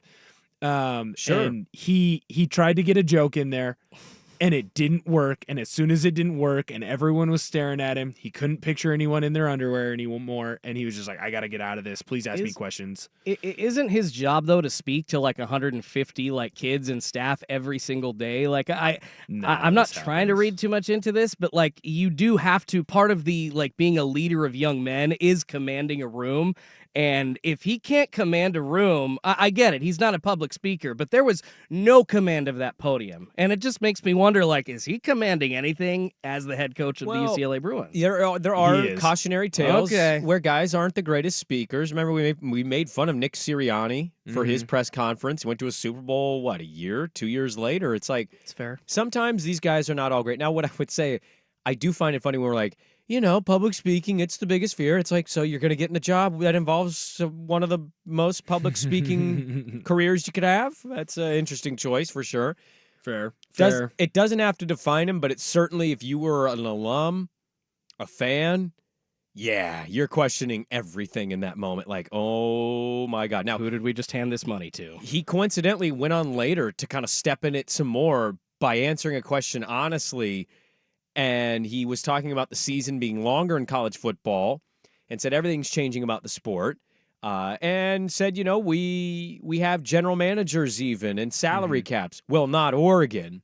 Well, he's got He took a little shot at Oregon. Like the noise on Oregon is interesting. There's more and more little shots. I thought Fleck was going to say something.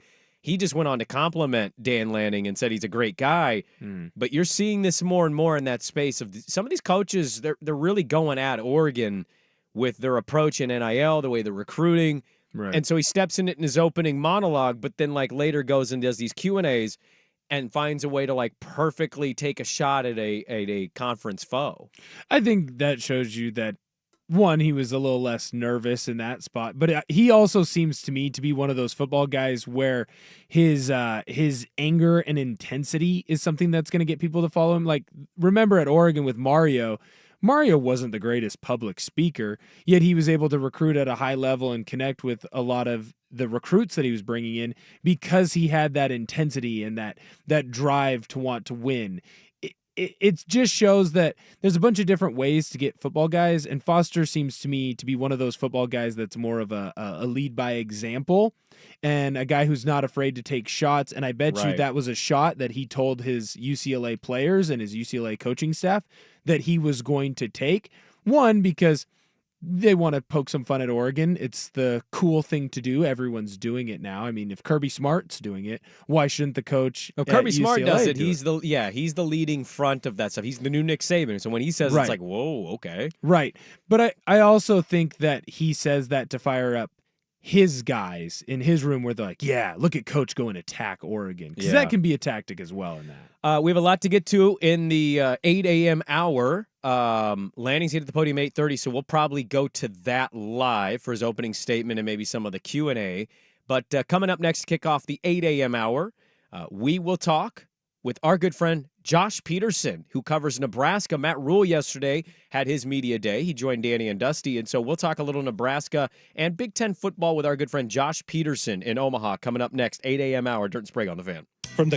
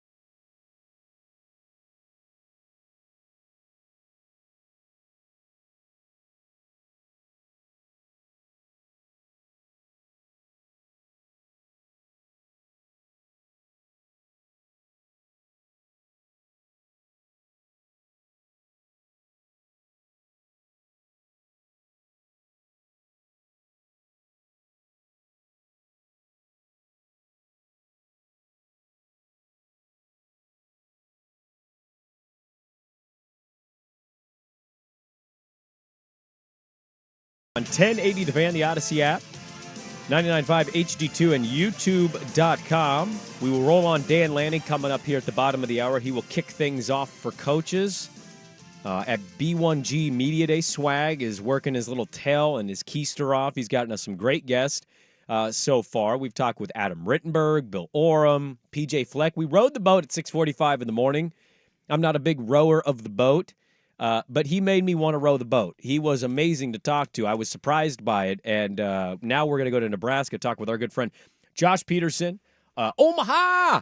We're doing a hot route into a different state from Indianapolis over to Nebraska. Matt Rule talked yesterday at B1G Media Day, and it is Media Day in general. Josh, good morning. Have you ever talked to PJ Fleck? Because I hadn't. I didn't know if I was excited, and then he made me run through a wall and want to row a boat. He was amazing to talk to. I have not. I would love to talk to him sometime. He's like the right amount of goofy that I love from a college football coach. I think he is great. Good to be on with you guys.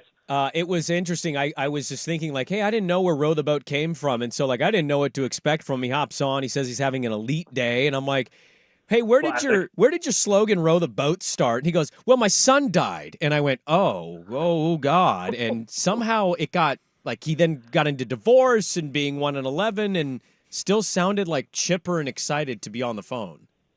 Oh, my gosh. That is that very on brand, I would say, for PJ to start off an interview like that with death, divorce, all of the above. It sounds like him exactly.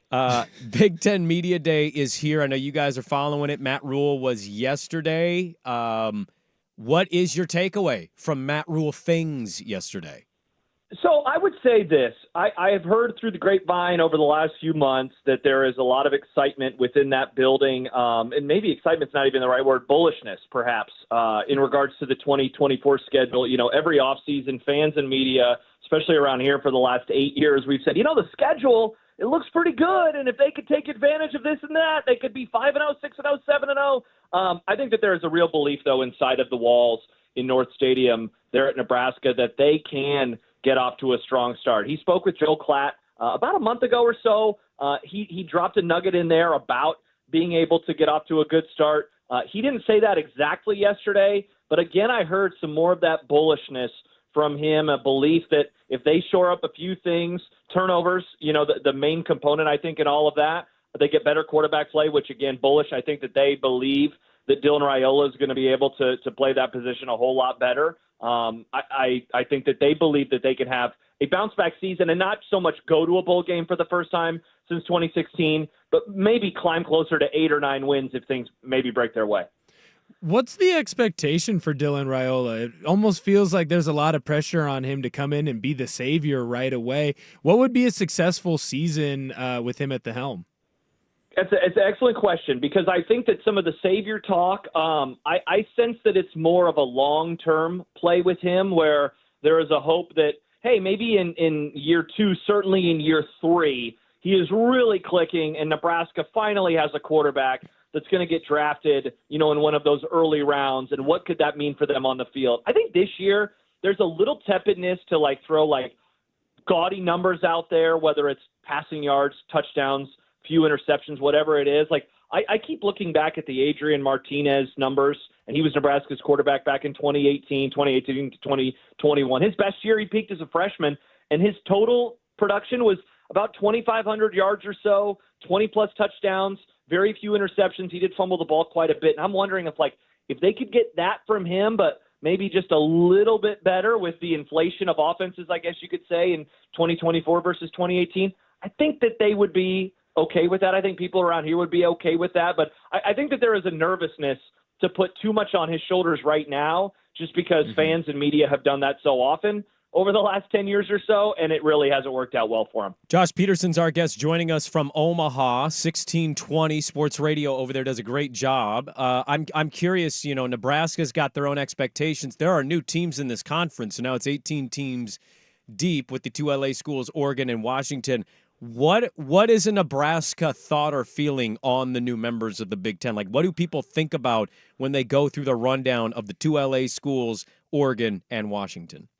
I think that there's excitement. I mean, maybe the existential dread of just like the state of college football. Obviously, Sprague, knowing where you come from, being an Oregon State guy, like the frustration or maybe some of the sadness of like the Civil War. I'm pumped that they're playing it this year. The Apple Cup, I'm pumped that game is being played this year. But my sadness is about just the sport as a whole and where it seems like we are going. I think once you maybe get beyond some of that sadness. I mean, Helmet School's coming in. Oregon is a national championship contender. USC, what a fascinating time for them. If they would have been entering the league a year ago, I think we'd be having a whole lot different conversation. Same with Washington, obviously, right? Given Kalen DeBoer and the success that he had, and he's a Midwestern guy, and so for him to have that success and then leave, like I wish that this was happening last year just to see like what it would mean to have USC, and obviously they fell on their face, but certainly last year's Washington. What would the league look like if those schools were joining? So I think that there is an excitement. I know that, I was a part of the contingent that made that trip to Eugene back in 2017. I know a lot of Husker fans had an awesome time. Of course, they're no strangers to going out to L.A. Nebraska's had home and homes with USC and UCLA multiple times over the last 15 years or so. They've done the home and home with Washington as well. So, like, Nebraska fans and media, they're going to be very familiar with all of these schools. I am most curious to see, guys, like what it looks like in terms of the 1 through 18. Like, I did the exercise of putting together a preseason ranking, and it's pretty wild to write 18 and then put a school next to it. I'm very interested to see how schools deal with that. It's one thing to finish in 7th place in your division. It's another to be in last place in the entire conference. And I wonder what that might do to some fan bases mentally around here. Real quick, who was 18? Who did I go with? Gosh, now I'm opening up real quick. I think I had Purdue. It was like Purdue, Northwestern. It was kind of that contingent. I had UCLA really, really low as well. Oh, Indiana, my bad. They have a brand new coach this year. Yes. Indiana, yeah. So I decided to go with. They've taken a massive step back over the last few years. They are definitely one of those schools that had the nice COVID year, and it showed itself to be a large aberration. And so, yeah, Indiana, year one into new regime, they are my last place team. Well, since you went about ranking teams in the Big Ten, where do you see Nebraska ending up, and what's a successful season for the Cornhusker faithful? So I put them at about 8, which I think is where they were in the preseason media poll that Cleveland.com does. And so I thought that was a fine spot. Right now I'm in that 7-win mark. And it's funny that you asked the question the way you did, because we were unpacking something like that yesterday. What is a successful year? Because I think that there are some in the fan base that are like, hey, get to 6 wins. That sounds good to me. Others who are like, hey, I'd like a little bit more. The schedule, again, on paper, it looks fairly nice in the early going.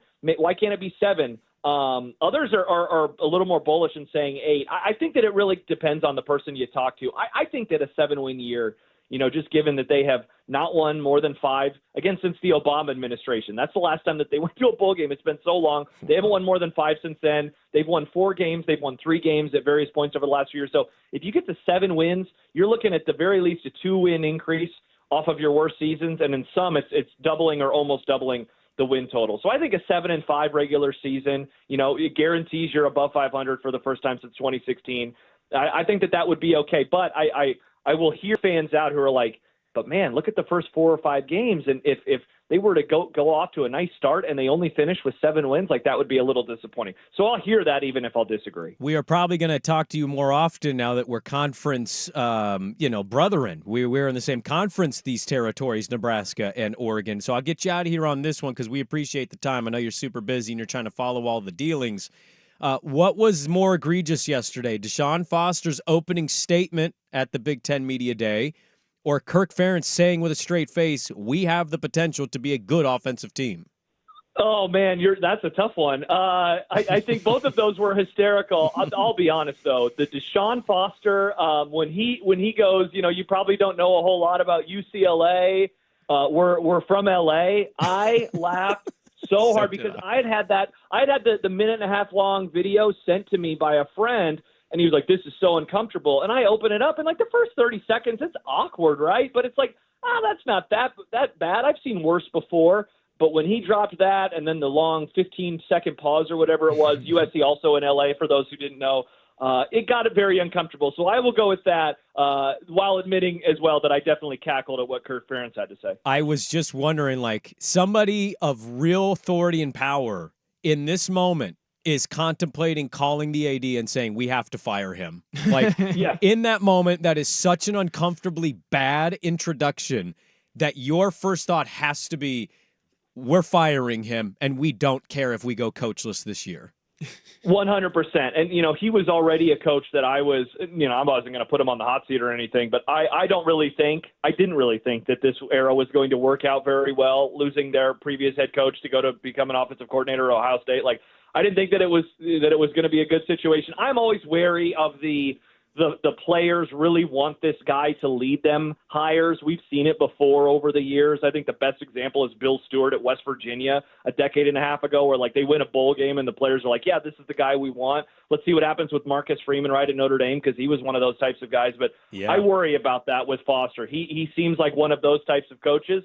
A bad start, but obviously games are played on the field, so he'll have that going for him. But I hope that he's a better leader in front of his players than he was in front of the media. Absolutely. Good stuff. Josh Peterson, 1620 Sports Radio over there in Omaha, joining us. Nebraska spoke yesterday. Big Ten Media Day is here. It's a false declaration that football's back because we're going to have like 2 weeks where nothing happens in camp. We're getting kind of bored, but the season is rapidly approaching. So thanks for hopping on and talking about Media Days with us, Josh. Guys, thanks so much for having me. Take care. All right, there we go. Good stuff from Josh Peterson, 1620 in Nebraska. Expectations for the Cornhuskers and just where they and a bunch of other programs kind of sit within this new conference of 18 teams. It's crazy it's that many. Right. And I feel horrible for Indiana. Like, to be the 18. Do you? No, not at all. Why do you? Well, They care more about basketball anyway. it's just kind of funny to like go out and list 18 teams in a conference and then be like, who's the Dead last. Indiana? Yeah. You are dead last. No hope. And that's coming from a league with a team that literally refuses to play offense. It is 8:16. Dirt and Sprague. We're back with more on the Fan. It's time for a sports injury report. The injuries and rehab that impact the success of sports teams. Brought to you by Rock Orthopedic. Gregory Santos with a balk, and now time is called. Here comes Scott Service out of the dugout, and there appears to be something wrong with Gregory Santos. Here comes trainer Taylor Bennett. Yeah, when it rains, it pours for the Seattle Mariners. They were on Who's Stinking It Up. Now they're on injury report because Gregory Santos left with an injury. They were expecting big things, and he gone. Yeah, they just got him back when he was on the injury report before. So not going well in Seattle. Free fall imminent. The Sports Injury Report is presented by Rock Orthopedic Board, certified specialists who diagnose and treat the widest range of orthopedic cases with care and expertise. To schedule an appointment with Dr. Bradford Black, visit rocpdx.com.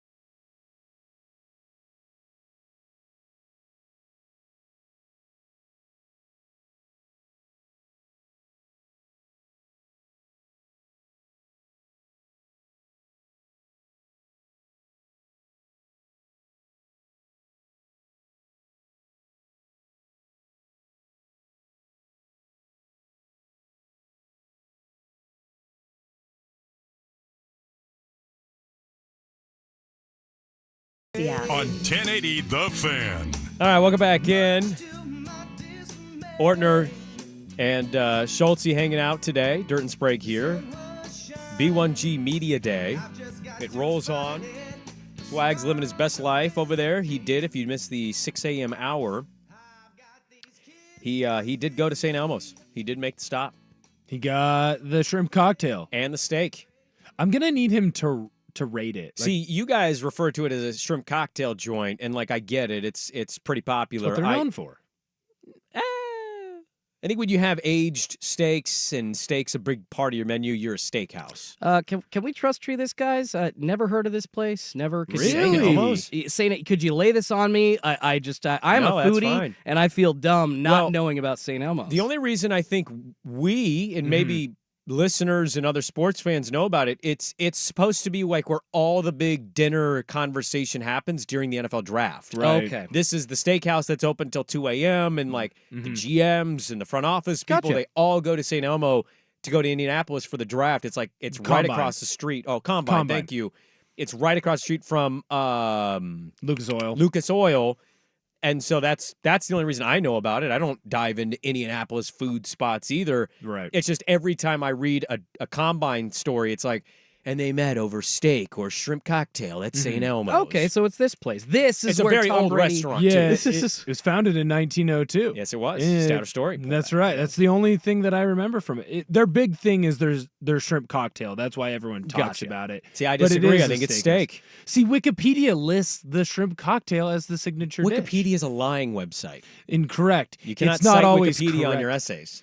Yeah, but I can go in and I can take the real source material and cite That's true. that. That is and absolutely that was a clear Will Ortner move in college. My stomach's grumbling. I'm in a weird spot right now. Just these 4-hour shows, media days, they do something to you. I'll tell you that much right now. You gotta bring some pistachios in, brother. Something to munch on. Actually, I'm kind of getting hungry too now that you say it. See, I'm a dry almond guy, but the thing about dry almonds is, one, they get stuck in your teeth. Yeah, They're on almonds nuts. YouTube. Yeah. What?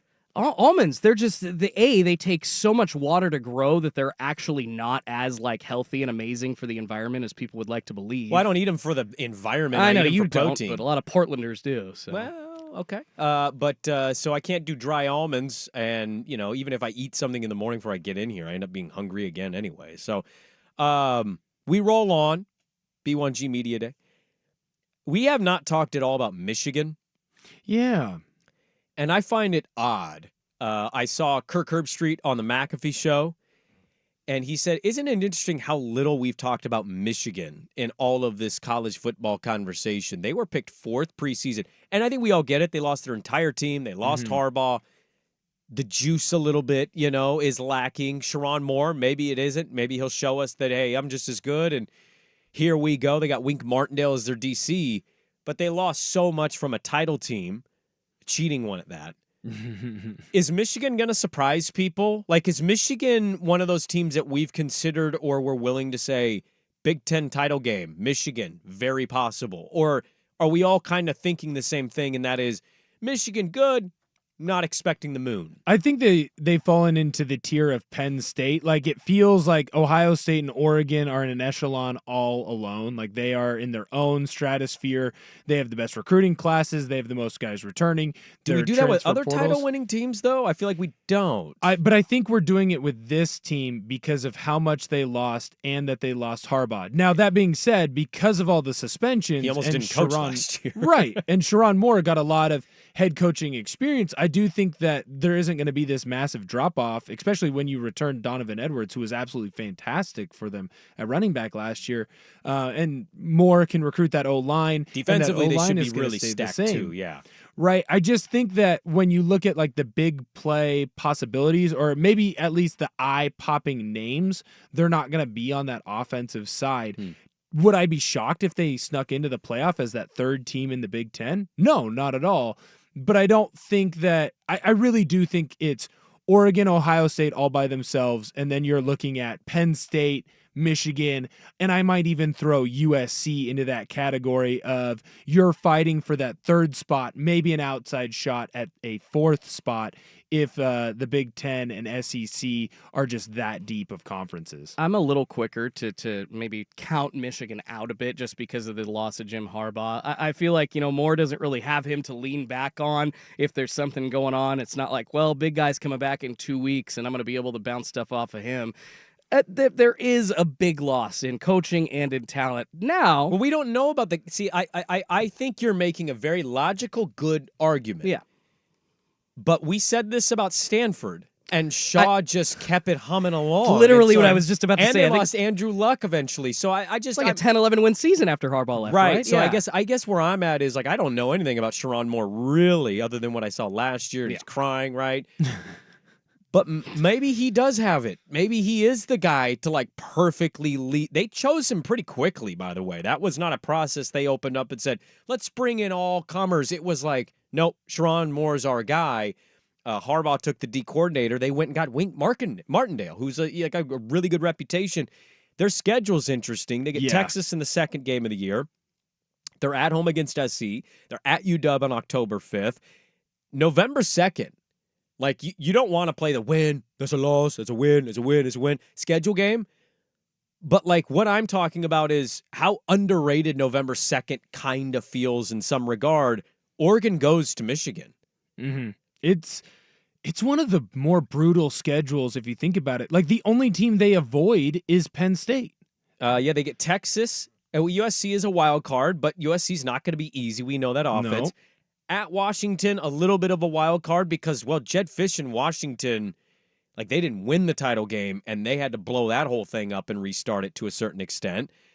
And then you get Oregon at home. You got Illinois, Michigan State in between that, and then you finish the year with Ohio State. So it's certainly not an easy schedule. No. But it's just I'm watching the Big Ten Network. They're doing everything on Michigan's season, and it's like a lot of Oregon talk, a lot of Ohio State talk. Penn State, usually a 10-plus game winner.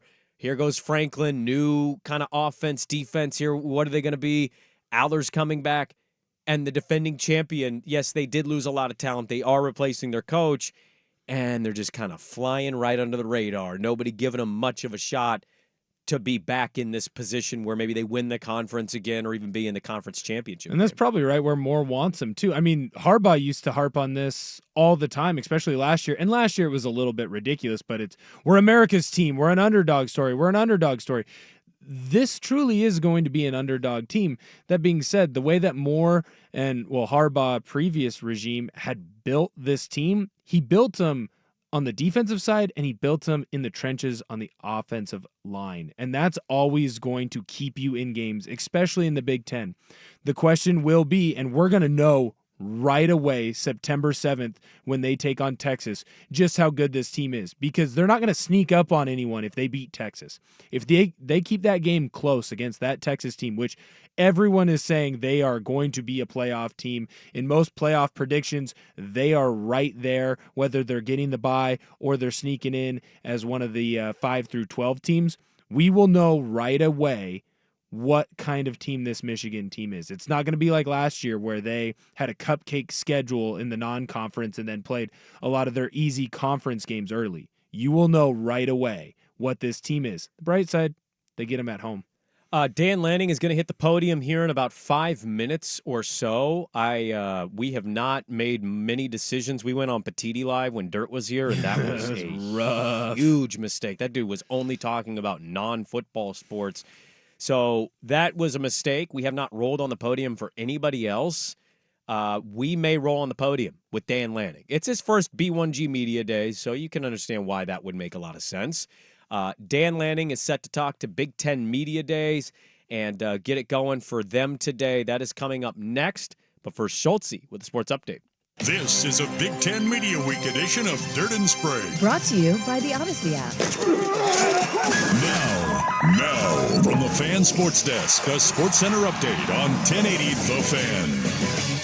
First on the Fan, on the pitch in the Olympics, the U.S. men losing to France in their opening match of group play in Paris, 3-0 the final. It's their first appearance in the Olympics since 2008. The U.S. men now await New Zealand. That's coming up on Saturday morning. On to the NFL. Baltimore Ravens star quarterback and reigning MVP Lamar Jackson reportedly walking off the practice field after only an hour into his first day of training camp. He'd already missed the first 3 days before that because of an illness, though offensive coordinator Todd Monken says they will still work Jackson in when they can. Shouldn't be out too long. On to the association. The league has officially signed a new 11-year media rights deal with Disney, NBC, and Amazon Prime after stating it was not accepting the near $2 billion a year offer from Warner Brothers Discovery. TNT, though, says it matched Amazon's offer and is planning on taking the NBA to court.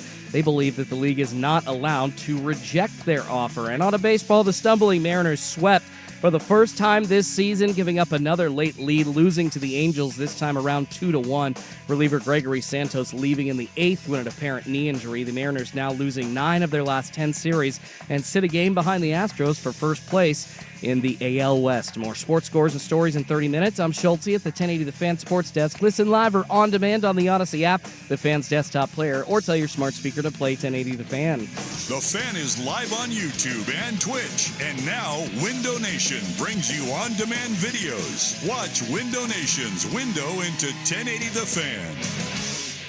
Need inspiration? Shop Fred Meyer for over 30,000 mouth-watering choices with savings beyond low prices, like digital coupons worth over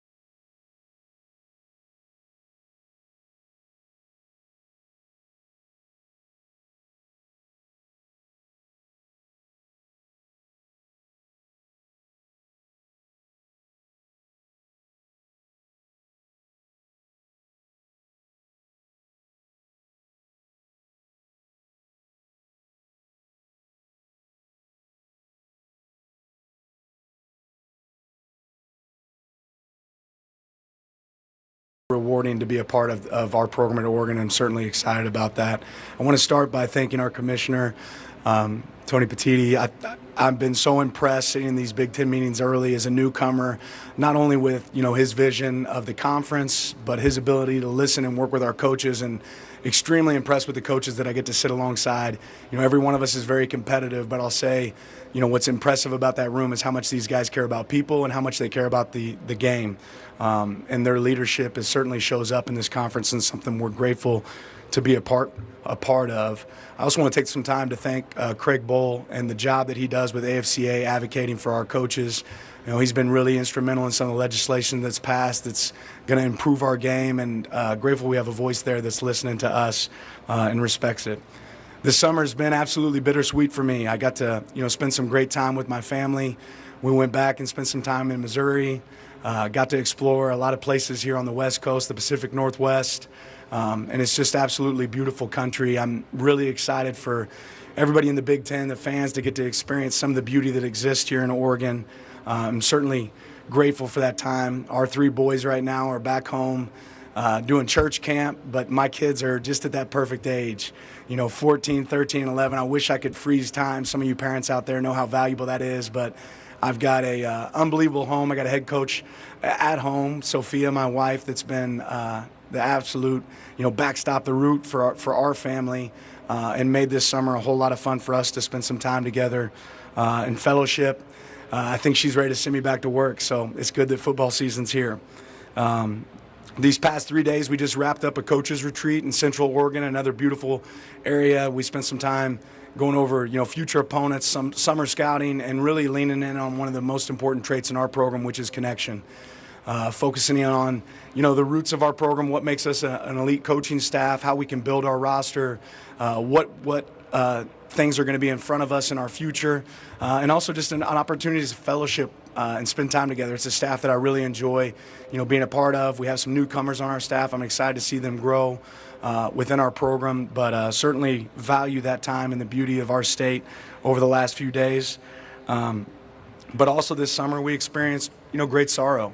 And losing a player that means so much to us, that finished his career here at Oregon, losing Kyrie in a car accident this summer it hurt. That's one of those things you wake up as a coach and you hope to never see. And I'm feeling for him and his family. I want to give a special thank you to the Minnesota Vikings and the way that they've taken care of Kyrie and his family, and somebody that we certainly want to support. He's a guy that I always tell myself we have to be grateful for the time that we got to spend with Kyrie, because that's something that was really, really tough on our team, and tough to see a guy that had such a bright future, and his life being cut short. This season is a very exciting one for our team. Our players have been working their tails off this summer, and entering this conference, there's some new challenges that are presented. Going through those summer scouting reports, you realize some of these teams that we're going to get to play, and it's really exciting. But I'll tell you, here at Oregon, we chase and attack those challenges. We're excited about the traditions that exist here in the Big Ten.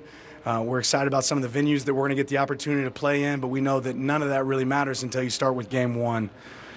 This off-season, we spent some time studying a couple books that hopefully will give us an edge. We studied The Art of War by Sun Tzu.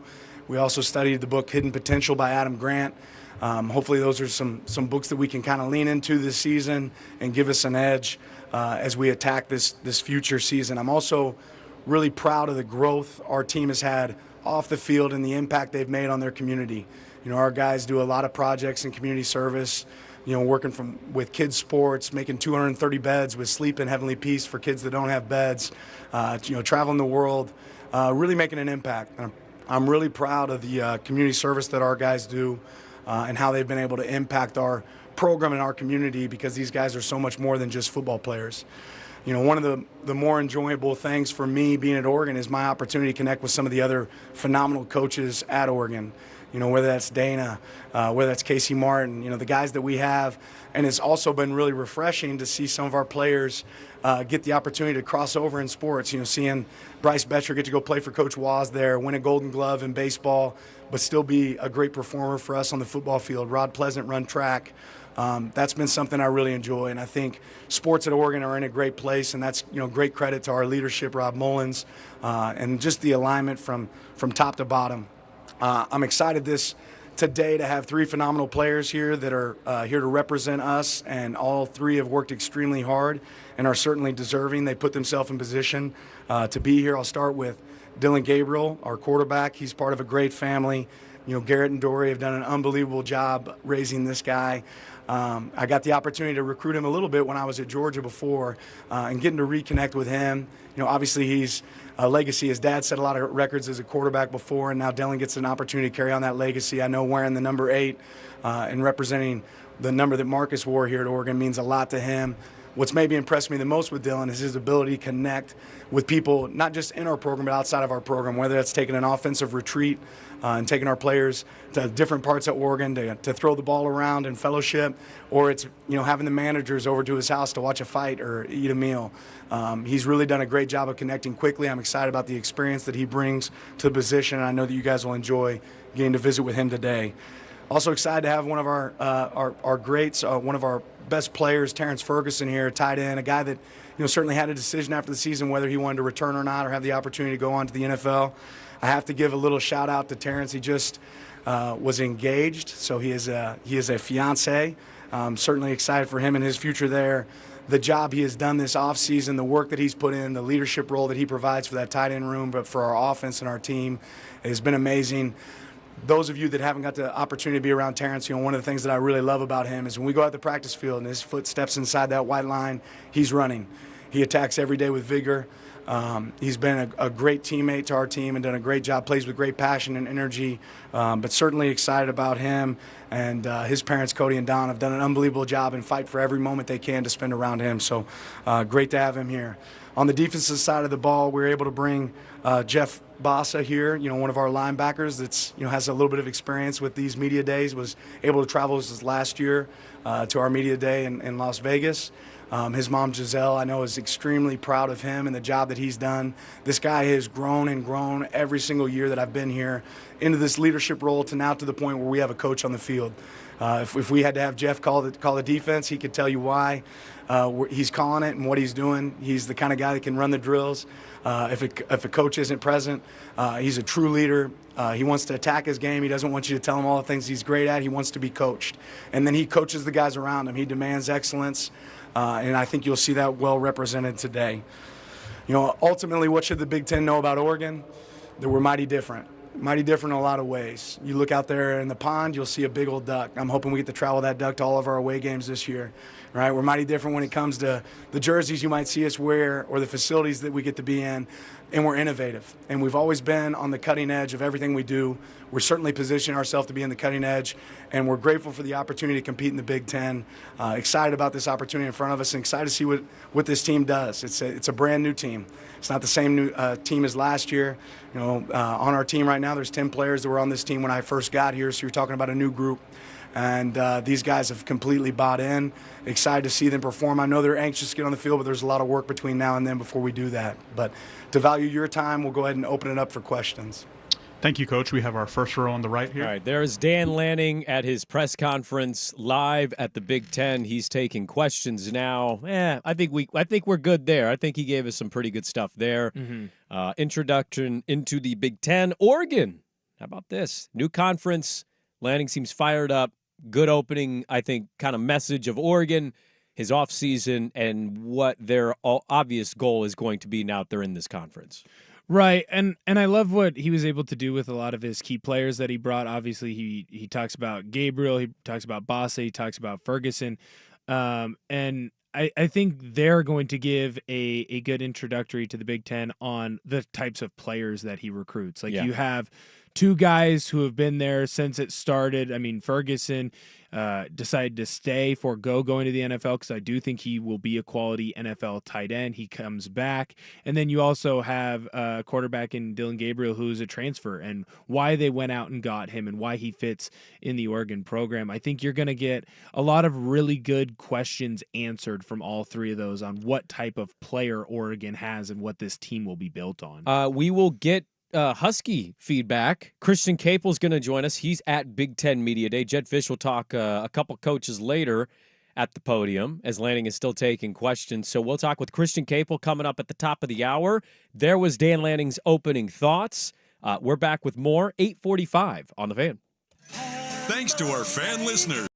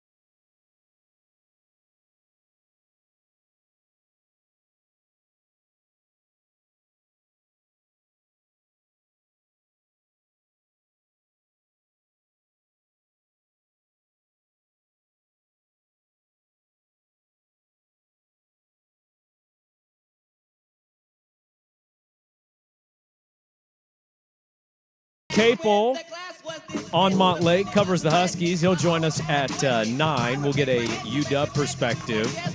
Jed Fish will take the podium. Boy, PJ Fleck, we had him on at 6:45 this morning. If you needed a dose of coffee, PJ Fleck gave it to you with his energy and his interview. His suit is about as sharp as it gets. I mean, that man is styling and profiling at Big Ten Media Day right now. He's a well-dressed man. I'll tell you what, though. He looks strong right now. He looks like he put on a couple lbs. Yeah, he bench presses for sure. He's a big bench press guy, not big on cardio. You know, he's working on his gain phase. A lot of chicken and rice. A lot of chicken and rice. Dang, like the pocket square. No, he looks like NBA draft ready. He's fresh. He's today. dialed. Like Steve Harvey's jealous of this suit right now. Yeah. The Minnesota pin as well. Basketball coverage on the Fan is presented by T-Mobile. Switch to T-Mobile and you can get tons of benefits and still save on every plan versus AT&T and Verizon. Use your savings calculator to find out how at T-Mobile.com/switch. And don't forget, Big Ten Media Days on the Fan is brought to you in part by Mods PDX. The future of building is here. Before we get to Christian Capel, let's take a quick timeout from college football dealings. These are loaded football shows. What happened yesterday in Major League Baseball, I think, was the greatest thing one athlete has ever said to another athlete. And that was Rockies pitcher Cal Quantrill threw a pitch. Reese McGuire gets out. And as Reese McGuire, who plays for the Red Sox, is running down the baseline, Cal Quantrill looks at him. And if you don't remember, Reese McGuire got arrested for publicly exposing himself in a parking lot in his car. And Cal Quantrill basically said, "You touched yourself in a parking lot, you dumb F." And I think if I could curse, it'd be even better. I think that's the greatest thing one athlete's ever said to another athlete in challenging them. It's a fantastic line because at that point, like, you have to go back and fight them. But it's so true. I love when we get the red ass pitcher in baseball. Like Nolan Ryan obviously is probably the king of this, but not afraid to go at hitters, not afraid to throw it high and tight. And then when they come back at you, just attack them back verbally, and then, hey, sometimes it gets a little physical too. Those insults, they are right on when they're true. Like, they hit the hardest when it's true. That one hurts. That's it does. A deep cut. And I think the Red Sox, I hear you, Will, saying you got to fight, but I think they all look like bees actually fighting because it's like we're defending our teammate that got arrested for basically exposing himself and being a really, really crappy, lowbrow member of society. But we're going to step up and defend him because he's our teammate. If anything, I think the Red Sox as a team also look kind of ass here. Somebody said there's no way they're trading for him now. There's no way that deadline move is coming. That's true. I can't quote exactly, but it was, and we could read the lips pretty clearly. "You jade off in a effing parking lot, you dumb F." And what I love most about it is not only did he say it, and Reese McGuire, of course, had to come over there. Quantrill didn't wait for a teammate. He quite literally saw him coming and went, "Oh, really? You want to keep going with this, huh?" After I just said the most obvious thing that nobody would really say out loud. This is fantastic trash talk. This is maybe my favorite thing an athlete has said to another athlete. We can think of other battles we've had. This is maybe number one. Did they hate each other beforehand? Like, am I missing something? Or he just like, I'm in the zone today, and here we go. Let's pick a fight. Let's start something. Was McGuire like chirping back at him after I think there was some out? chirping going on. Yeah. And Quantrill was like, the two. "Screw you, bro. This Yeah. is, you did this, so F you," is kind of the finish that God, Cal that's put on it. so good. I almost think if I'm Such a Reese great McGuire, I don't even know if I can fight. I think I'm just like, whoa, you've disarmed me to the point where you're right. I'm an effing idiot for getting arrested for that. There are some things you just got to put your hands in your pockets and walk back into the clubhouse for. It's like, all right, yep, he got me. Reese You look McGuire like- was really feeling it to be doing that, man. What, Why don't you just go fighting or home? doing it in the Bide car? your time, man. Go home. Go get a hotel. You're a pro athlete. What are we doing? Yeah, He was caught in his Mercedes, by the way, which makes the story just that much better. The moment has never struck me where I'm like, I have to do this right here, right now. That's there's a little more self-control no and contest, discipline. by the way. I mean, can't we make a list of things in society that just aren't acceptable? Like these 9 things, if you commit one of these acts, we're just never going to talk to you again. Like the fact that his team defended him after that, what a lucky MFer, because no, he's just an idiot.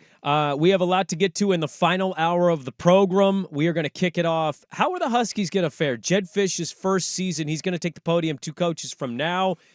Christian Capel is supposed to join us at the top of the hour. Final hour, Dirt and Sprague coming up on 1080 The Fan.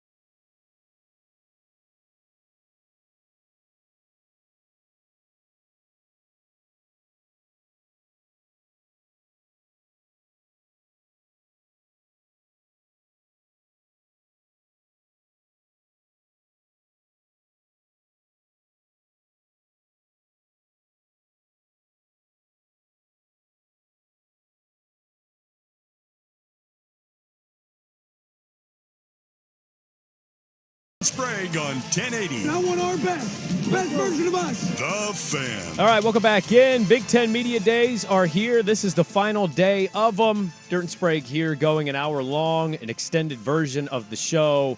Swag over there in Indianapolis. We got a lot to get to here in the final hour. But joining us now from Indy, Swag has gotten down one of our favorites, Christian Capel on Montlake. Say What, Say Who pod with Danny O'Neill. Does a good job, and he has just arrived in Indianapolis in time. Jedd Fisch and the Huskies are on the podium and making the media rounds today. Christian, good morning. Thanks for hopping on with us, man. You know we always appreciate the time. I'm curious, what was the whirlwind around when Kalen DeBoer left, Jedd Fisch comes in? What was it like covering that program, and what has it been like the last couple days going into Big Ten Media Day? Yeah, it was wild. I mean, you're tracking guys going in the portal, which it seemed like, forget about one a day. It was like one an hour, and then you got a coaching search on top of that. Who's going to be the replacement? They hired Jedd Fisch, and now you're still tracking guys going in the portal, but you're also tracking guys going in the portal at Arizona, and there's guys going in the portal at Arizona who are obviously coming to Washington. There's guys going in the portal who are going to go somewhere else.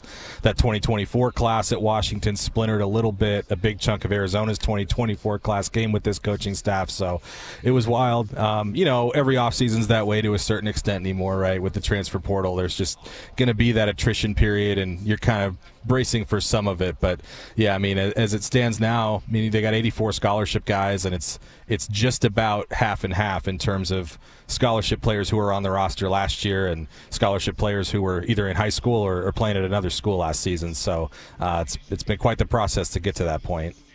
I know that DeBoer came back and kind of gave his final interview this week back in Seattle. Was there anything that you took from it that Husky fans can find some solace in, or is there still a lot of anger about the way that he departed?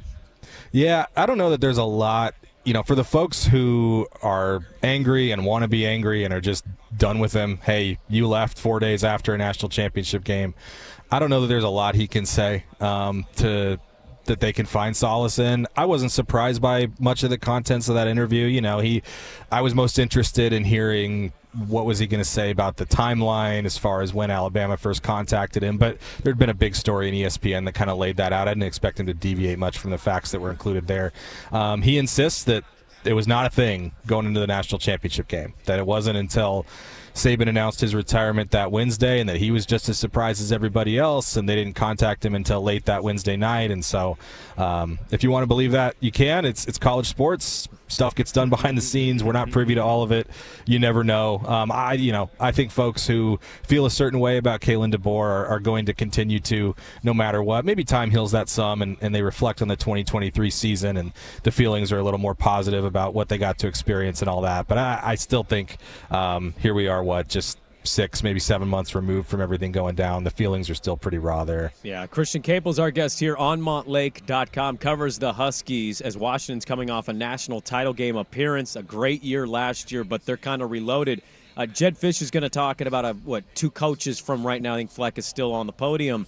What are we expecting the messaging to be from Jedd Fisch as he kind of looks to revamp this thing? He brought in some experience, but also losing like an entire side of the ball and having to kind of keep some of the guys that were from last year's team while revamping it with new guys. What are we expecting the messaging from Jedd Fisch to be?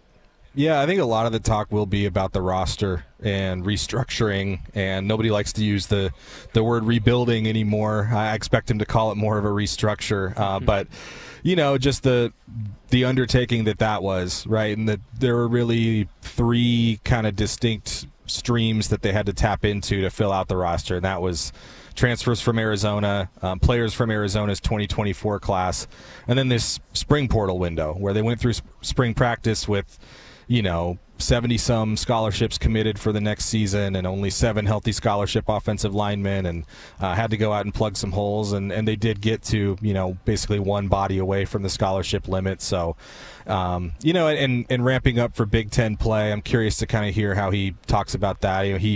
He has a lot of respect for the conference. He's said multiple times he wouldn't have taken the Washington job if they hadn't been going to the Big Ten.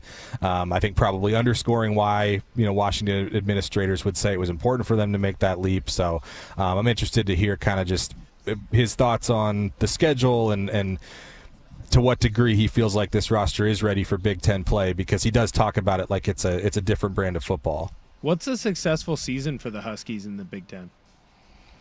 Yeah, I mean, you can look at the schedule and see how they could make 7-5 happen, and no one's ever happy with 7-5. But I think, given the circumstances, I don't know that would be viewed as like a total flop. It's weird to say coming off a national championship game appearance, but if they won 8 games, I think that would be considered maybe a little bit better than expected. I'm sure you guys have seen all the preseason polls. They're right in that like 9-10 range in terms of expectations among the media for their finish in the Big Ten standings.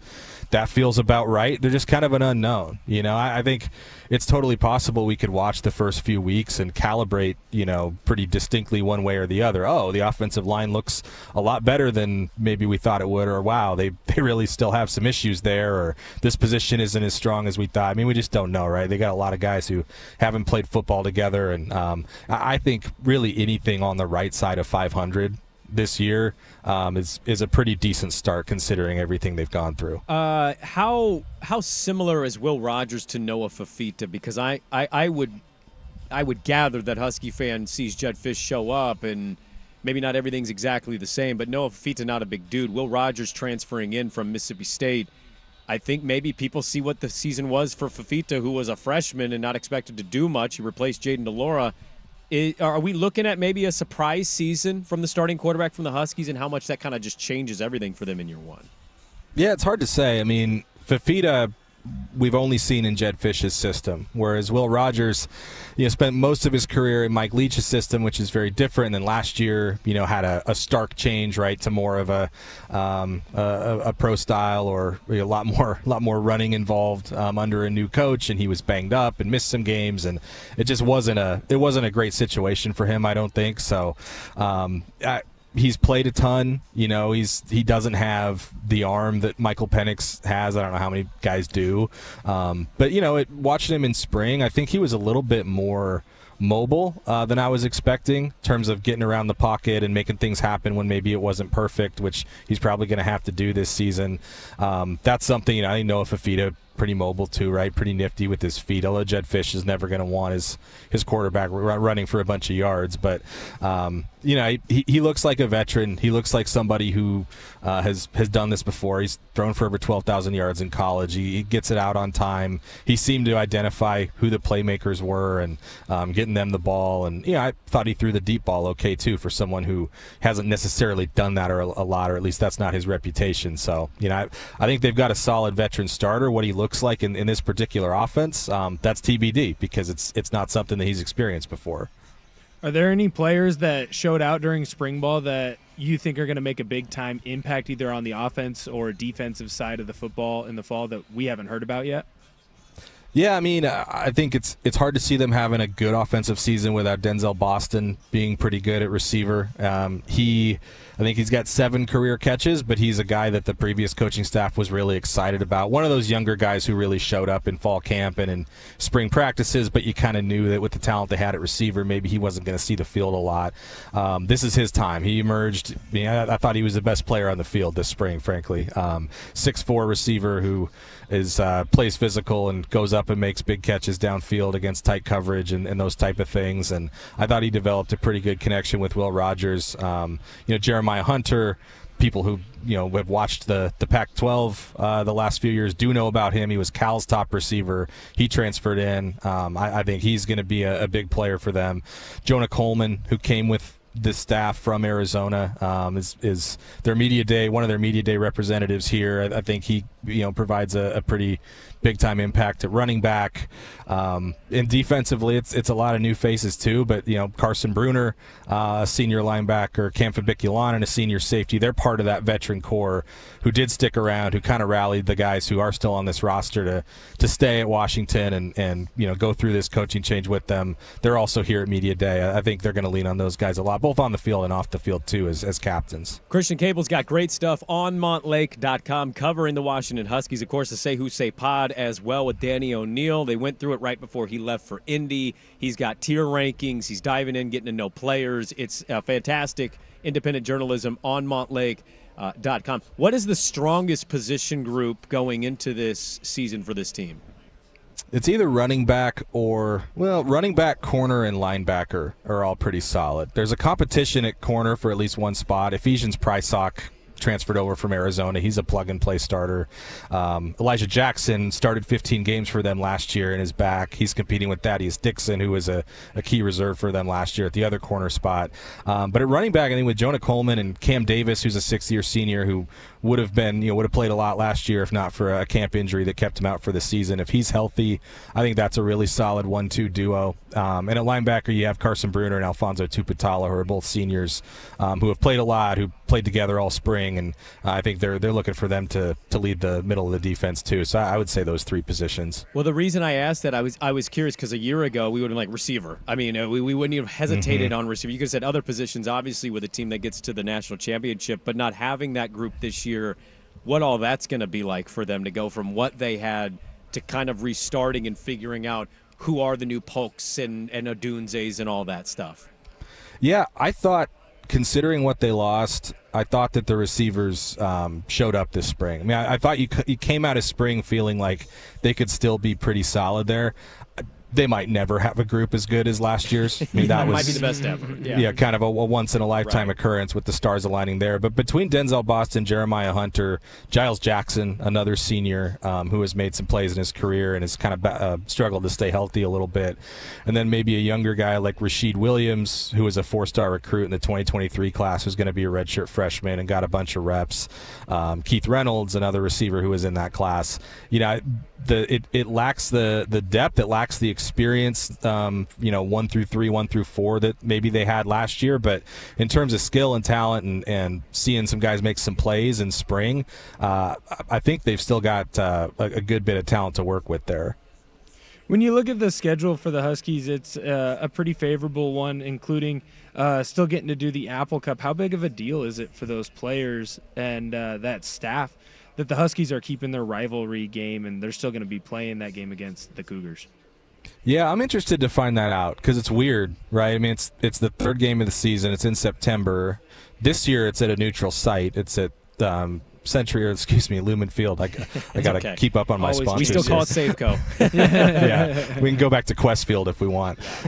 It's a neutral site, and the first year that they're not conference rivals. It's not the season finale. It's not Thanksgiving weekend. I'm curious to see what the atmosphere is because it's going back to campuses for these the next 4 years. They locked in a 5-year deal on that. Hopefully that brings it back a little bit, but it's going to be different. I know for the veterans, especially the local guys. I mean, the guys who have been at Washington, around Washington, I'm sure it still means something.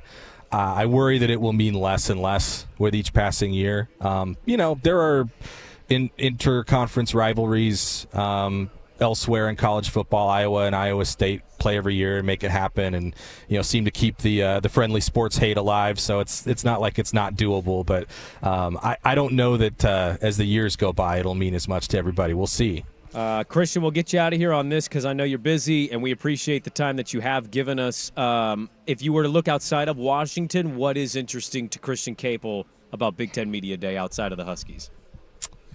Yeah, I mean, I'm curious to just kind of see the vibe around Oregon here today, just because Oregon goes today, right? They're on the same day as Washington.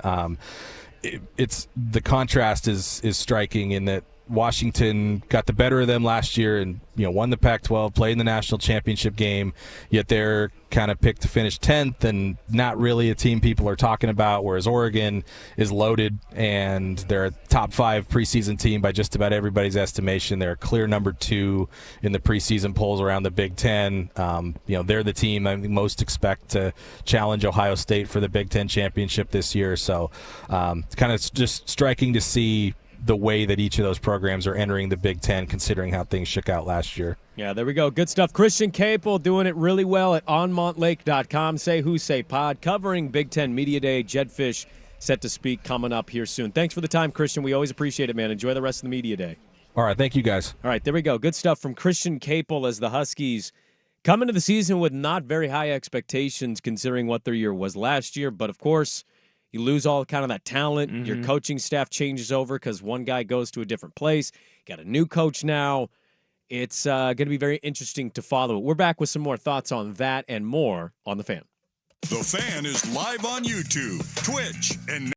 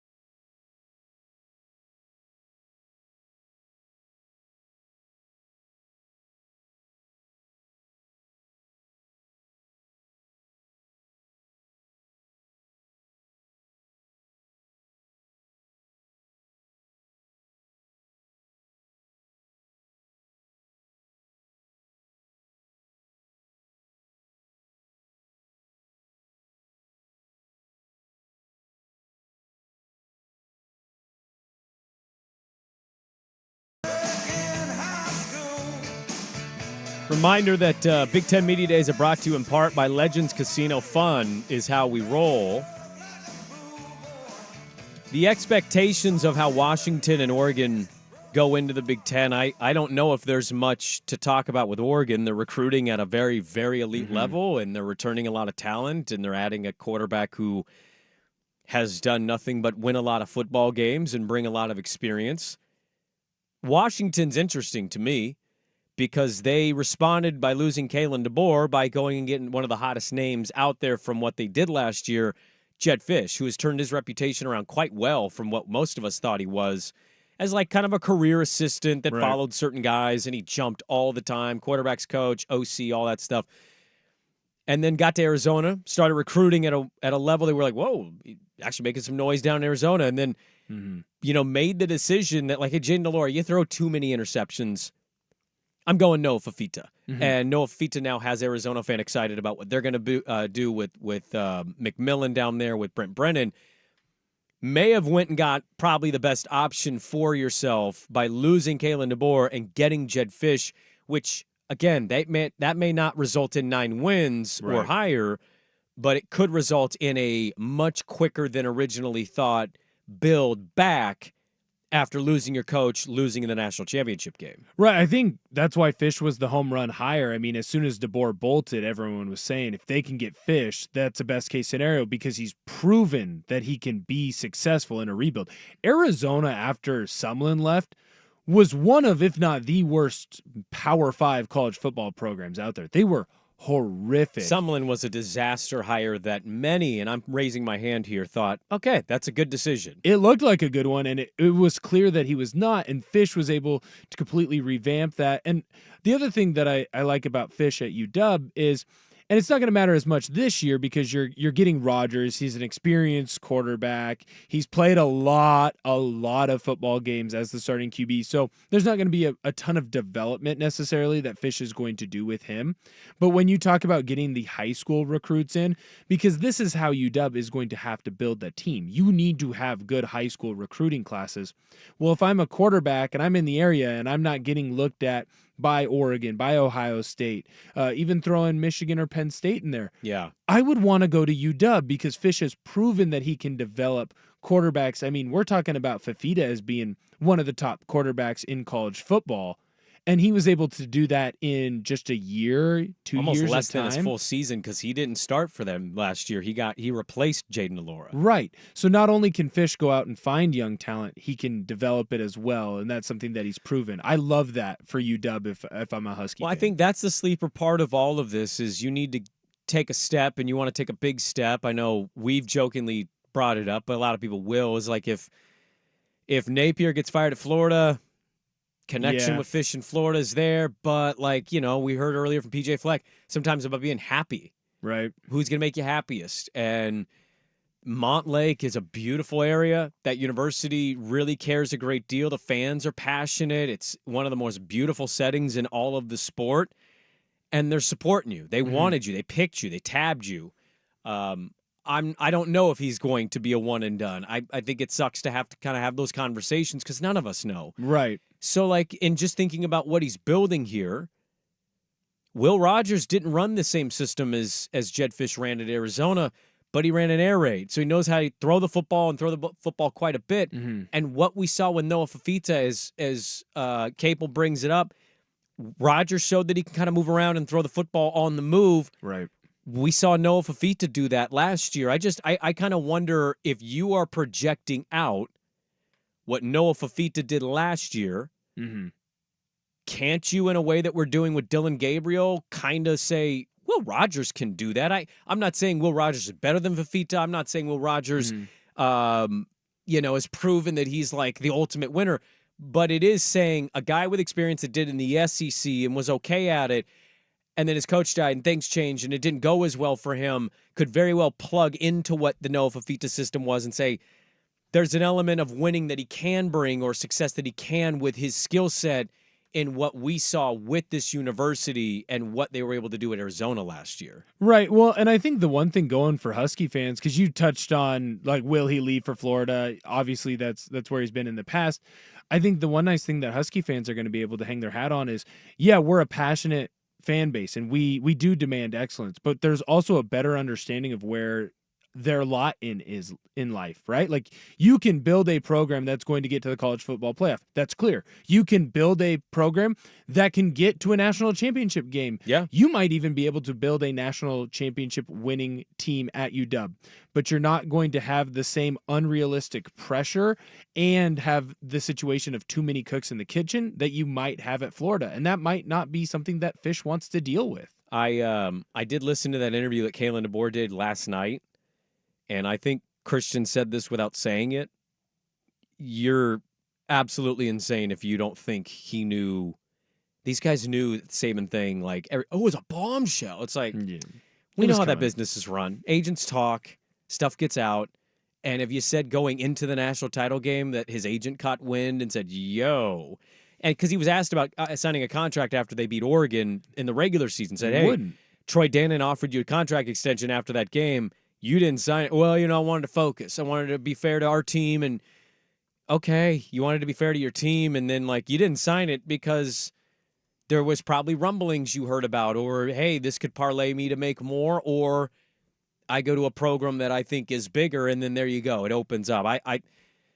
I don't know. Like Well- Kalen DeBoer seems like a good dude, but that's the part of the business that's the worst. It's just like these guys all kind of lie about that stuff. Mhm. And so the idea that like he didn't know it was even opening until the day Saban announced it, I think Christian's kind of telling you in a way without telling you, get out of here if you really buy that stuff. Well, look, Saban's agent and DeBoer's agent is the same person. Yeah, Jimmy it's, Sexton. It's Yes. the same Yes. guy. So Yeah. the fact that DeBoer was He's a just lot like, of the coaches' agents. he caught completely off guard. I had no idea. that Jimmy I saw definitely this didn't call coming. me and let me know that Nick was Yeah. thinking about this and that I was on a really short list for Burn in Alabama. Who would've Definitely known? not. Oh man. Right, but if I'm a UW fan, obviously you're unless things go completely your way, you're not going to be competing for a Big Ten championship. You're not even going to be competing to be one of the outside teams to get into the playoff. Sure. I think a successful year this year is getting to that 7-8 win mark, and then you need to be looking at the 24/7 rankings on what kind of recruits is Fish bringing in. He's proven that he can do it at Arizona,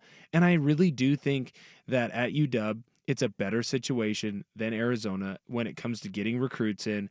And I really do think if he stays for 2, 3, 4 years, we're going to be talking about the Huskies possibly getting back to the college football playoff in that time. Weber State, Eastern Michigan, Washington State Apple Cup. Like, we'll see what Washington State's going to be. We 3-0. don't know what Jedfish UW are going to be in year one. Maybe that's a game they win. Northwestern at home, you'll be favored. Mm-hmm. And then you go at Rutgers. Shiano and the Fighting Scarlet Knights are not easy to take down. That's an East Coast trip, too. Far trip. And then Michigan at home is going to be very tough. At Iowa, but you're at Iowa early, so the weather shouldn't be bad. It shouldn't be a Right. problem for you. And then you're at Indiana, which you should win. Like they have a path for 7 to 8 wins. Yeah. It just depends on who stays healthy and how Will Rogers develops. Fish is at the podium now. We don't know what he's saying, but he's giving his open remarks as Washington is introducing themselves to the Big Ten. We roll on Big Ten Media Day here on The Fan. We're back with more. But first, Schultze with a sports update. This is a Big Ten Media Week edition of Dirt and Sprague. Brought to you by the Odyssey app. Now, from the Fan Sports Desk, a Sports Center update on 1080 The Fan. First on The Fan, the stumbling Seattle Mariners swept for the first time this season, giving up another lead late, losing to the Angels 2-1 the final there. Reliever Gregory Santos leaving in the 8th with an apparent knee injury. The Mariners now losing 9 of their last 10 series, also sitting a game behind the Astros for first place in the AL West. And the Rangers making their way up the standings as well. They're now just 3 games behind the Mariners for third place in the AL West. On to the association, the league officially signing a new 11-year media rights deal with Disney, NBC, and Amazon Prime. Also rejecting the $1.8 billion a year offer from Warner Brothers Discovery. TNT, though, says it did match Amazon's offer and plans on taking the NBA to court because they believe the league is not allowed to reject that offer. On the pitch, the U.S. men losing to France in their opening match of group play in Paris, 3-0 the final. It's their first appearance in the Olympics since 2008. They've got New Zealand next up on Saturday morning. And in the NFL, Baltimore Ravens star quarterback and reigning MVP Lamar Jackson reportedly walking off the practice field after only an hour into his first day of training camp. He had already missed the first 3 days because of an illness. Offensive coordinator Todd Monken says they will still be able to work Jackson back in when they can. More sports scores and stories in 30 minutes. I'm Schultze at the 1080 The Fan Sports Desk. Listen live or on demand on the Odyssey app, the Fan's desktop player, or tell your smart speaker to play 1080 The Fan. The Hot Corner, now in its new time, Tuesdays at 7.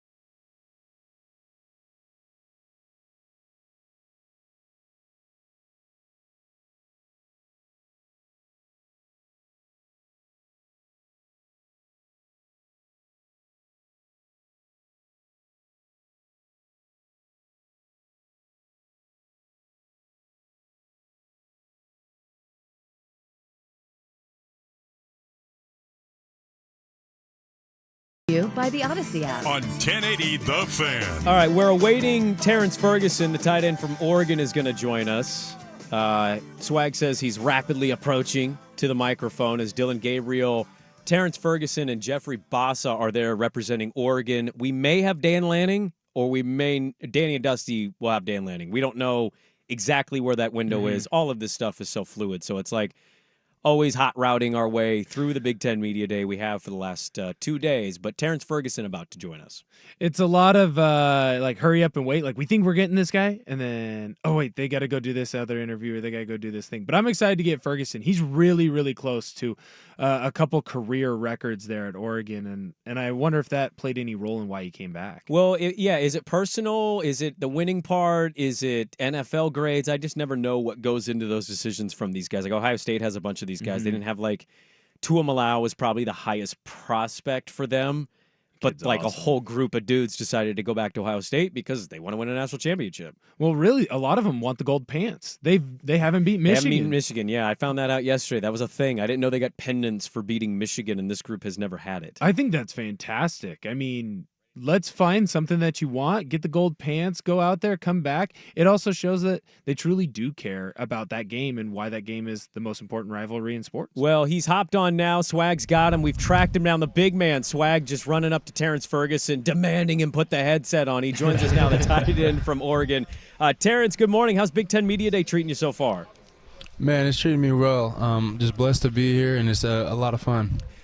Do we start this off actually with congratulations? We heard you just got engaged. Your coach talked about it at the podium. What was the experience like for you? How nervous were you to do that versus going out for game day to catch a tutty?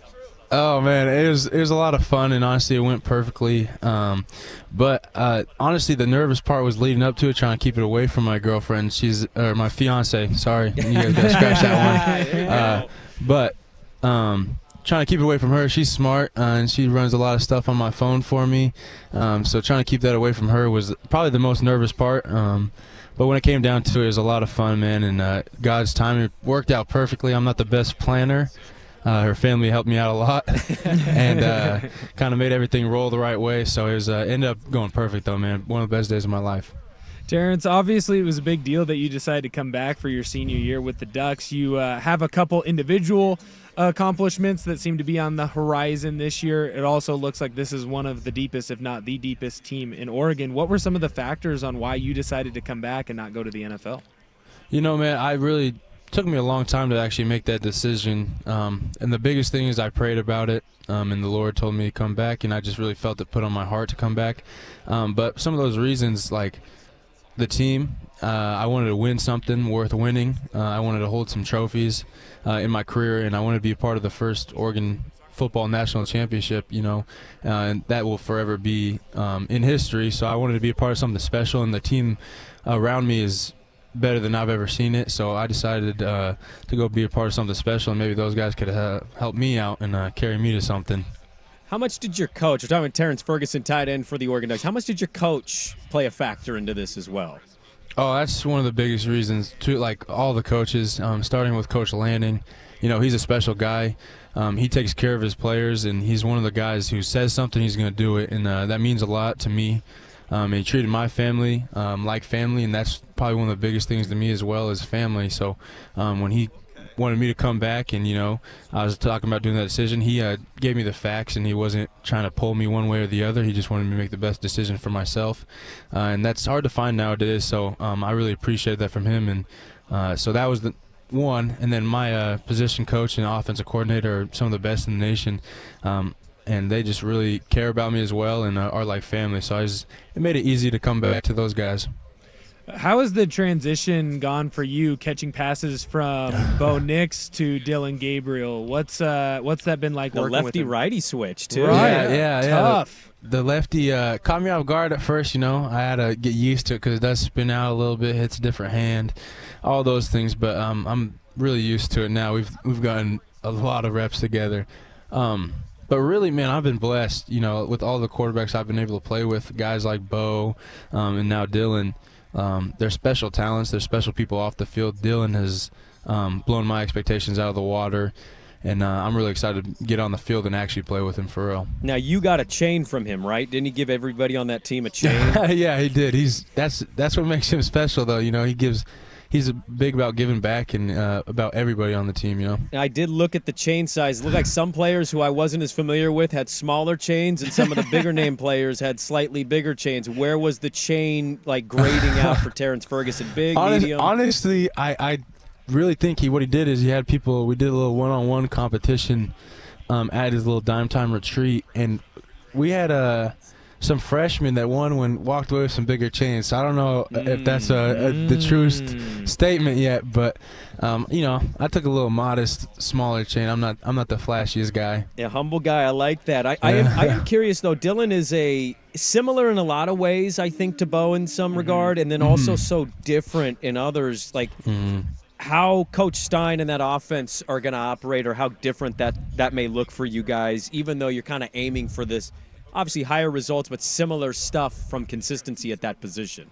Yeah, no, definitely. And Bo did a great job, and they're both great quarterbacks. They've played for a while. They have a lot of experience.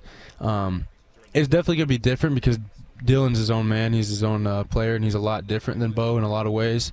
And you can't take a step backwards, and we haven't, and he's easily going to make our offense better because he's just an elite player and he cares about it, and he's super talented. So honestly, I don't really know if there's going to be any type of step back or even missing any of the beats. I think we're just going to keep rolling. You're a big red zone target, Terrence. What do you think makes you so good and always finding a way to get into the end zone? Honestly, just being blessed with being big and having long arms and being able to catch a lot of things that are thrown wherever. That's something I take pride in, is my catch radius. So if he throws it high, I'm going to go get it high, and if he throws it low, I'm going to fall down and catch the ball. I think that's where tight ends make their money, is being a security blanket. If it's third down or in the red zone, someone you trust, you can go to, big catch radius. And I've just really been blessed with that opportunity, and I'd like it to continue that way and be a red zone threat.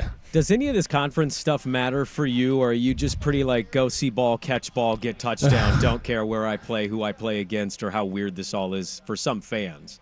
Yeah, no, it's definitely a little bit that way. I'm really focused on the game and getting better every week. But, I'm a college football fan at heart, so being able to play some of these schools is really cool. Growing up watching them and some of the historic programs that we get to play is really cool. Have you been yourself on the video game yet? Oh, yeah. I've thrown probably a lot of picks just trying to feed myself the ball. Lost a lot of games, actually. I go for a lot of yards, but the team ends up losing. That's the only time I'll probably be selfish like that, is I try to feed number 3 the ball. I think you need to apologize to your quarterback. He's got all these picks in the video game because you keep throwing them. Yeah, I know. I give him some stuff for it and mess around with them. I'm like, oh my gosh, you couldn't put this one a little better. But it's surreal, man, to be in a video game. My little brothers play with it, my cousins, and everyone. I get DMs about me dropping passes, catching passes. It's just really surreal to be in the video game. So I'm just blessed for that. All right. Well, Terrence, we appreciate the time, my man. Good luck this season. Stay healthy. Go catch some tutties out there and enjoy the Big Ten. Appreciate it, man. Thank you. All right, there we go. Tight end Terrence Ferguson joining us live from Media Day. Big Ten Swag was able to find him, but some good stuff from him. Dude, fantastic. And I think a big thing this year is you're going through the news and notes on all the different players, and I just realized that Ferguson is 2 touchdowns away from the all-time program record for an Oregon tight end on touchdowns. I think he blows that record out of the water. Whenever they are in the red zone, at least with Bo Nix, it felt like Nix was looking for Ferguson. How do I get him the ball? Not afraid to throw it up high where he can jump up and go and get it. But what's rare is when you have such a tall target like that, most of the time they can't go down low and dive for the ball or hold on to a ball that's thrown at their ankles, which you have to do sometimes in that red zone. But Ferguson can do that. I think that he's going to be a huge red zone target and a favorite target for Dylan Gabriel inside the 20. He was a good go-to for them last year. He's looking to build on that this year. As he said, he came back to Eugene. He wants to win a national championship. That's the goal of these guys. And now sitting down to talk with us is his head coach, Dan Lanning. Good morning, Dan. How's Big Ten Media Day treating you? Man, doing great. How are you guys doing? We're doing great. It's just wheeling and dealing. It's it's one guest to the next. We talked to PJ Fleck at 6:30 our time, and he's just like ranting and raving about Dan Lanning. He's the greatest guy. He's the nicest guy. PJ's awesome. It's interesting, Coach, because not every other coach is trying to be complimentary of Oregon right now, but he went out of his way to be complimentary of you. No, he, you get an opportunity to bump into some of these coaches, whether it's Big Ten meetings or Nike trip, and getting to meet PJ and his wife. Who's somebody I really got an opportunity to connect with, and it's just a great example of you don't know somebody until you sit down and have a meal with them or break bread. You talked about the summer. You brought up The Art of War, which is a real favorite for coaches. I'm curious, was there one specific part of that book when reading it that sticks with Dan Lanning the most? Yeah, I always think about the way they talk about the battles won, far away from the battlefield and the preparation required. That translates so well to football, and that's something that obviously resonates with us. It's you guys go in with a lot of expectation, a lot of noise. I would imagine when you get to a point of noise, it's actually a good representation of where you've taken a program. Yeah, I mean, we haven't accomplished the things that we've set out to accomplish, but I certainly think we've put our team in position where we're going to have a chance to compete at the highest level. And you hope that you're a part of a program that has high expectations because you've helped create those. When you come out to Big Ten Media Day, it seems like you guys stole the show with the big inflatable duck on day one. How important has it been for you to get out your program's messaging and your branding to future recruits that could be watching? All this it's all great, but it doesn't translate to wins necessarily. Certainly there's some messaging in there for guys that we want to join our program in the future. The most important thing is that we go out there and put a great product on the field. We're talking with Oregon coach Dan Lanning. He's joining us live in Indianapolis. You talked about going from dad, husband mode, summer mode. You went on a coach's retreat. I am curious, when does that switch officially get flipped? Like, what's that moment like for Dan Lanning to go from dad, summer mode to completely zoned in on football season? Consider switch flipped. We're at that moment. Now we get to fly back tonight from Indianapolis, so maybe I'll get to walk in the door and the wife and kids are still up and awake. But we're full tilt boogie now. Well, when you look at that offense, you got a new quarterback coach, and I asked this with Terrence. Like, there's a lot of similarities and some differences from Bo to Dylan. I'm curious what you and Coach Stein have talked about offensively, having this new quarterback and things he brings that are slightly different than what Bo had. Well, one of the biggest differences is he's left-handed, so that's something we're having to adapt to. Outside of that, there is a lot of similarities in their leadership, but they're completely unique and authentic to themselves, which I appreciate. They're both guys that have had great experience coming in our quick learners. We try to throw a lot at these guys, and see what sticks, and he's done a phenomenal job of learning our system, how to operate it, giving him a little bit of control that he maybe hasn't had in the past to operate. So it's been good to see that transition. On your side of the ball, you have some key returners on defense, and you brought in some big-name transfers and some big-name high school recruits. What are we going to expect to see on that side of the ball, and who can be some big-time performers that we might not be talking about yet? Yeah, it's always hard for me to give that perspective, and I know you guys love that. But Coach speaking to me, he's going to say, hey, why don't you watch the season and see who shows up, because it's always fun to figure out who we weren't talking about that ends up having great performances.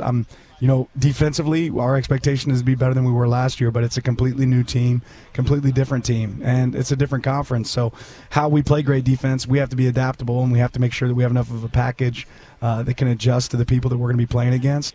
But we certainly have some great personnel that can help us out there on the field. You have a pretty good reputation for being adaptable. I said this to PJ. I've been reading this Bill Walsh book, and it's very interesting hearing. Which one? Give me a second. I forgot the title of it. You weren't reading it close. No, huh? I am. I'm just not very good with memorizing things. Wow. Oh, my God. He saw a quote on Twitter. No, I swear to God. Come on, man. I have it from the Clackamas library, Coach. The score takes care of itself. The philosophies of Bill Walsh, yes. That was back when I was audiobook world, and I listened to that. I actually got it out of a library and listened to that same book. So it's been a while, but there's probably some good stuff in there. There's great stuff in there and a good perspective from people who worked with Bill. And one of the things is he thought about quitting. He was so embarrassed after losing a game his second season.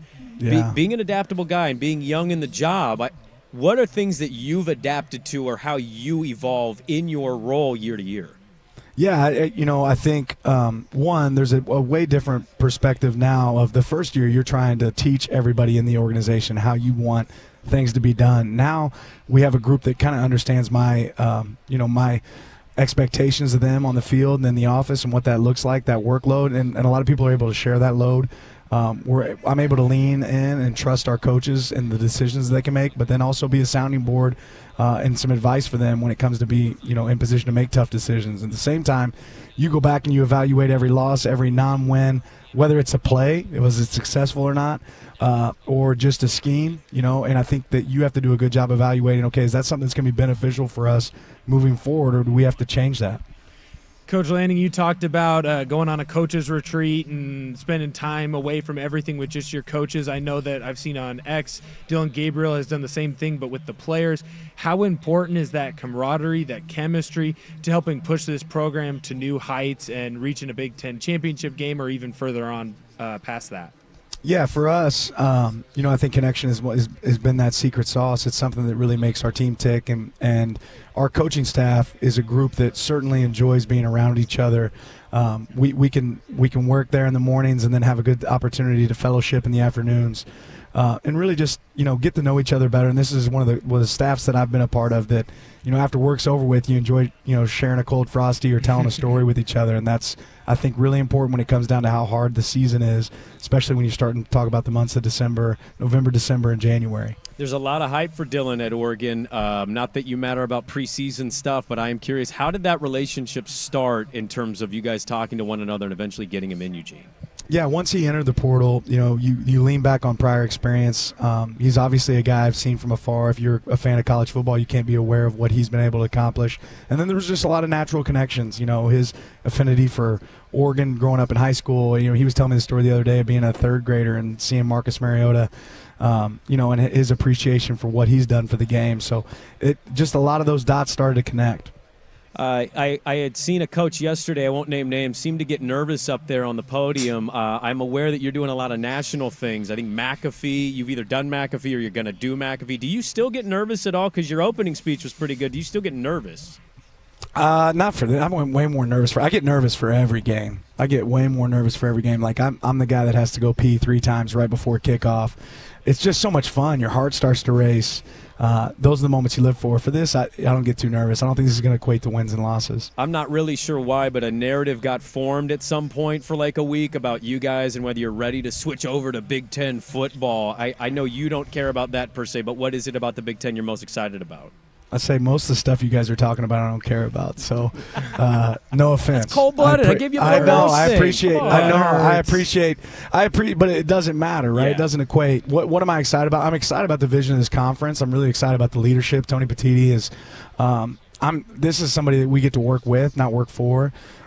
Which is awesome. Like right before I hopped on the stage today, he was kind of walking through, hey, give me your opinion on this, give me your thoughts on this, and then telling me, hey, this is where I see this heading. So that openness and that aggressiveness to take the voices of that coaching room and carry it out into action has been really impressive. Boy, a big change of scenery from a year ago doing these media days, was it not? Yeah, a little cooler here in Indianapolis, a little bit different, a little bit different setting. But yeah, it's been good. Natural rivalries, you're still kind of new-ish to Oregon. I know you're going into another season with it. And fans that have loved this program their whole lives, they get adapted to new rivalries. It kind of feels like some already naturally built just through media narratives. Not that matters to you, but just how all that's going to go against some of these new teams. Yeah, we're excited about the teams that we're going to get to compete against. Obviously, the most important game on our schedule is Idaho, right? There's your coach speak, right? But and I don't know if that'll turn into a rivalry or not, but we are excited about the venues, the teams that we're going to play, the tradition that exists in this conference. Obviously getting the opportunity to continue that Oregon State game is big. Getting to play, having an opportunity to take another shot at Washington and go play those guys is going to be fun. But that's what makes college football great, or some of those rivalries that exist in the sport. Do any of those particular games from last year stick out? You talk about rethinking moments and decision-making. I'd imagine a couple any of those. game I lose, I wake up in the morning thinking about them, and I go to bed at night thinking about them. So obviously those resonate with me. I think we're really excited to see the Hogs on both sides of the lines, how we're feeling about our line play going into camp. Yeah, I'm excited. It's going to be a new group on the offensive line, and there's a lot of adjustments. It's a little bit easier to be a newer player on a defensive line and go make an impact. Offensive line is such a cohesive unit that it's really important. We've got some bookend tackles that really have great experience and are playing at a high level and work their tails off this summer, and Johnny and Josh. Marcus Harper returns a lot of experience, and then Poncho is a young guy last year that we were able to get a lot of great experience in games. I think he was a freshman All-American, did a lot of great things. So that group is new in a lot of ways. But on the same note, returned some great experience. It'll be fun to see those guys operate and figure out what other pieces to the puzzle fit there for us. Defensive line, I'm certainly really excited about. I think we're able to get some great transition guys there in the portal for us with Harmon and Jamari, and then having some guys with great experience already in the program, whether it's Keon Ware-Hudson or being able to see guys in year 2, Amari Washington, Mikael Gardner, and some of these guys on the edge that have done a good job for us, with Mateo and Tatum, and seeing those guys grow up. So I'm excited about the front because that's really where you win football games. When you talk about that offensive line unit, I didn't say anything about Jordan Birch, and he certainly deserves recognition there, and that's why I never like doing the player thing. But he has worked his tail off this offseason, put on a lot of muscle, and has been really impressive. When you talked about the offensive line unit there, Coach, I know last year you guys kind of had a rotation, and it led to a lot of success in the run game. Are you thinking of having a similar rotation going along this year? It's a little bit abnormal for a college to do that, but you guys seem to excel at it. Well, I've always said that if you're good enough, you're old enough. So if you're good enough to impact our team and be able to play for us, we want to figure out a way to use you, and that's our job as coaches to figure out how to get guys involved. There's something to be said for chemistry and making sure guys are playing well with each other, but there's also something to be said for development in your program and really bridging yourself whenever an injury does occur, that you're ready for that moment and not having to react, but you're more proactive in that approach. These programs are so big. There's so many players. The staffs are massive. There's a lot that goes on for you. I got to imagine when you have the amount of experience returning, in a way, it's a little bit off the shoulders in terms of you can trust guys that are familiar with what you're looking for and aiming for daily to kind of, in a way, be coaches on their own teams, right? Yeah, I mean, I think any coach that's out here will tell you that the best teams are player-led teams, and you have to create, what does the standard look like? What's ownership? When we take the field, what's it look like? When we're doing this drill, what's it look like? You have to teach that, but then the players help enforce that, and they help hold your team to that higher standard. We'll get you out of here with this because we appreciate you stopping by. You guys play Ohio State October 12th, and that's not the question because I know you're not going to answer it, but Sunday – we've got a Bo Nix, Justin Herbert game, which is an interesting position for a Dan Lanning to be in because you've embraced the old parts and great parts of Oregon while also developing and helping Bo achieve his dream. How is Sunday on October 13th going to go for Dan Lanning? What do you guys think about like a 99-98 game? Like that would be pretty awesome, right? Both quarterbacks throw for 1,000 yards. I would love to see that. I got to visit with Bo last week a little bit. I think he's really enjoying the transition, and I'm really impressed with his ability to say, hey, when it happens, it'll happen, but he's enjoying his experience. And then obviously Justin has been an unbelievable ambassador of our program. I've asked a couple people around here who their favorite team is, and a lot of them tell me the Chargers, and I say, why? Well, it's really because of Justin, So that's obviously that guy made an unbelievable impact here. My oldest son is going to be entering Sheldon High School this year. I don't know if he'll be part of the fishing hunting club that Justin was a part of, but I'm certainly going to push him that way, maybe encourage him to get out there and get his feet wet. Yeah, absolutely. Good stuff. Dan Lanning, head coach of the Oregon Ducks at Big Ten Media Day. Thank you so much for joining us, Coach. Coach speak and fun general program building talk. We enjoy it, man. Appreciate you guys. Have a great one. All right, there we go. Good stuff from Dan Lanning, head coach of the Oregon Ducks. We have to go in two kind of different ways. We're way over, but also Danny and Dusty are rapidly approaching. So what we'll do is we'll break. I think Danny and Dusty will just hop on, and we'll kind of go from there. Sounds good. Good stuff from Dan Lanning. Good stuff from Terrence Ferguson. All right, there we go. Good stuff from Swag in Indy. Danny Dusty going to join the program next on The Fan.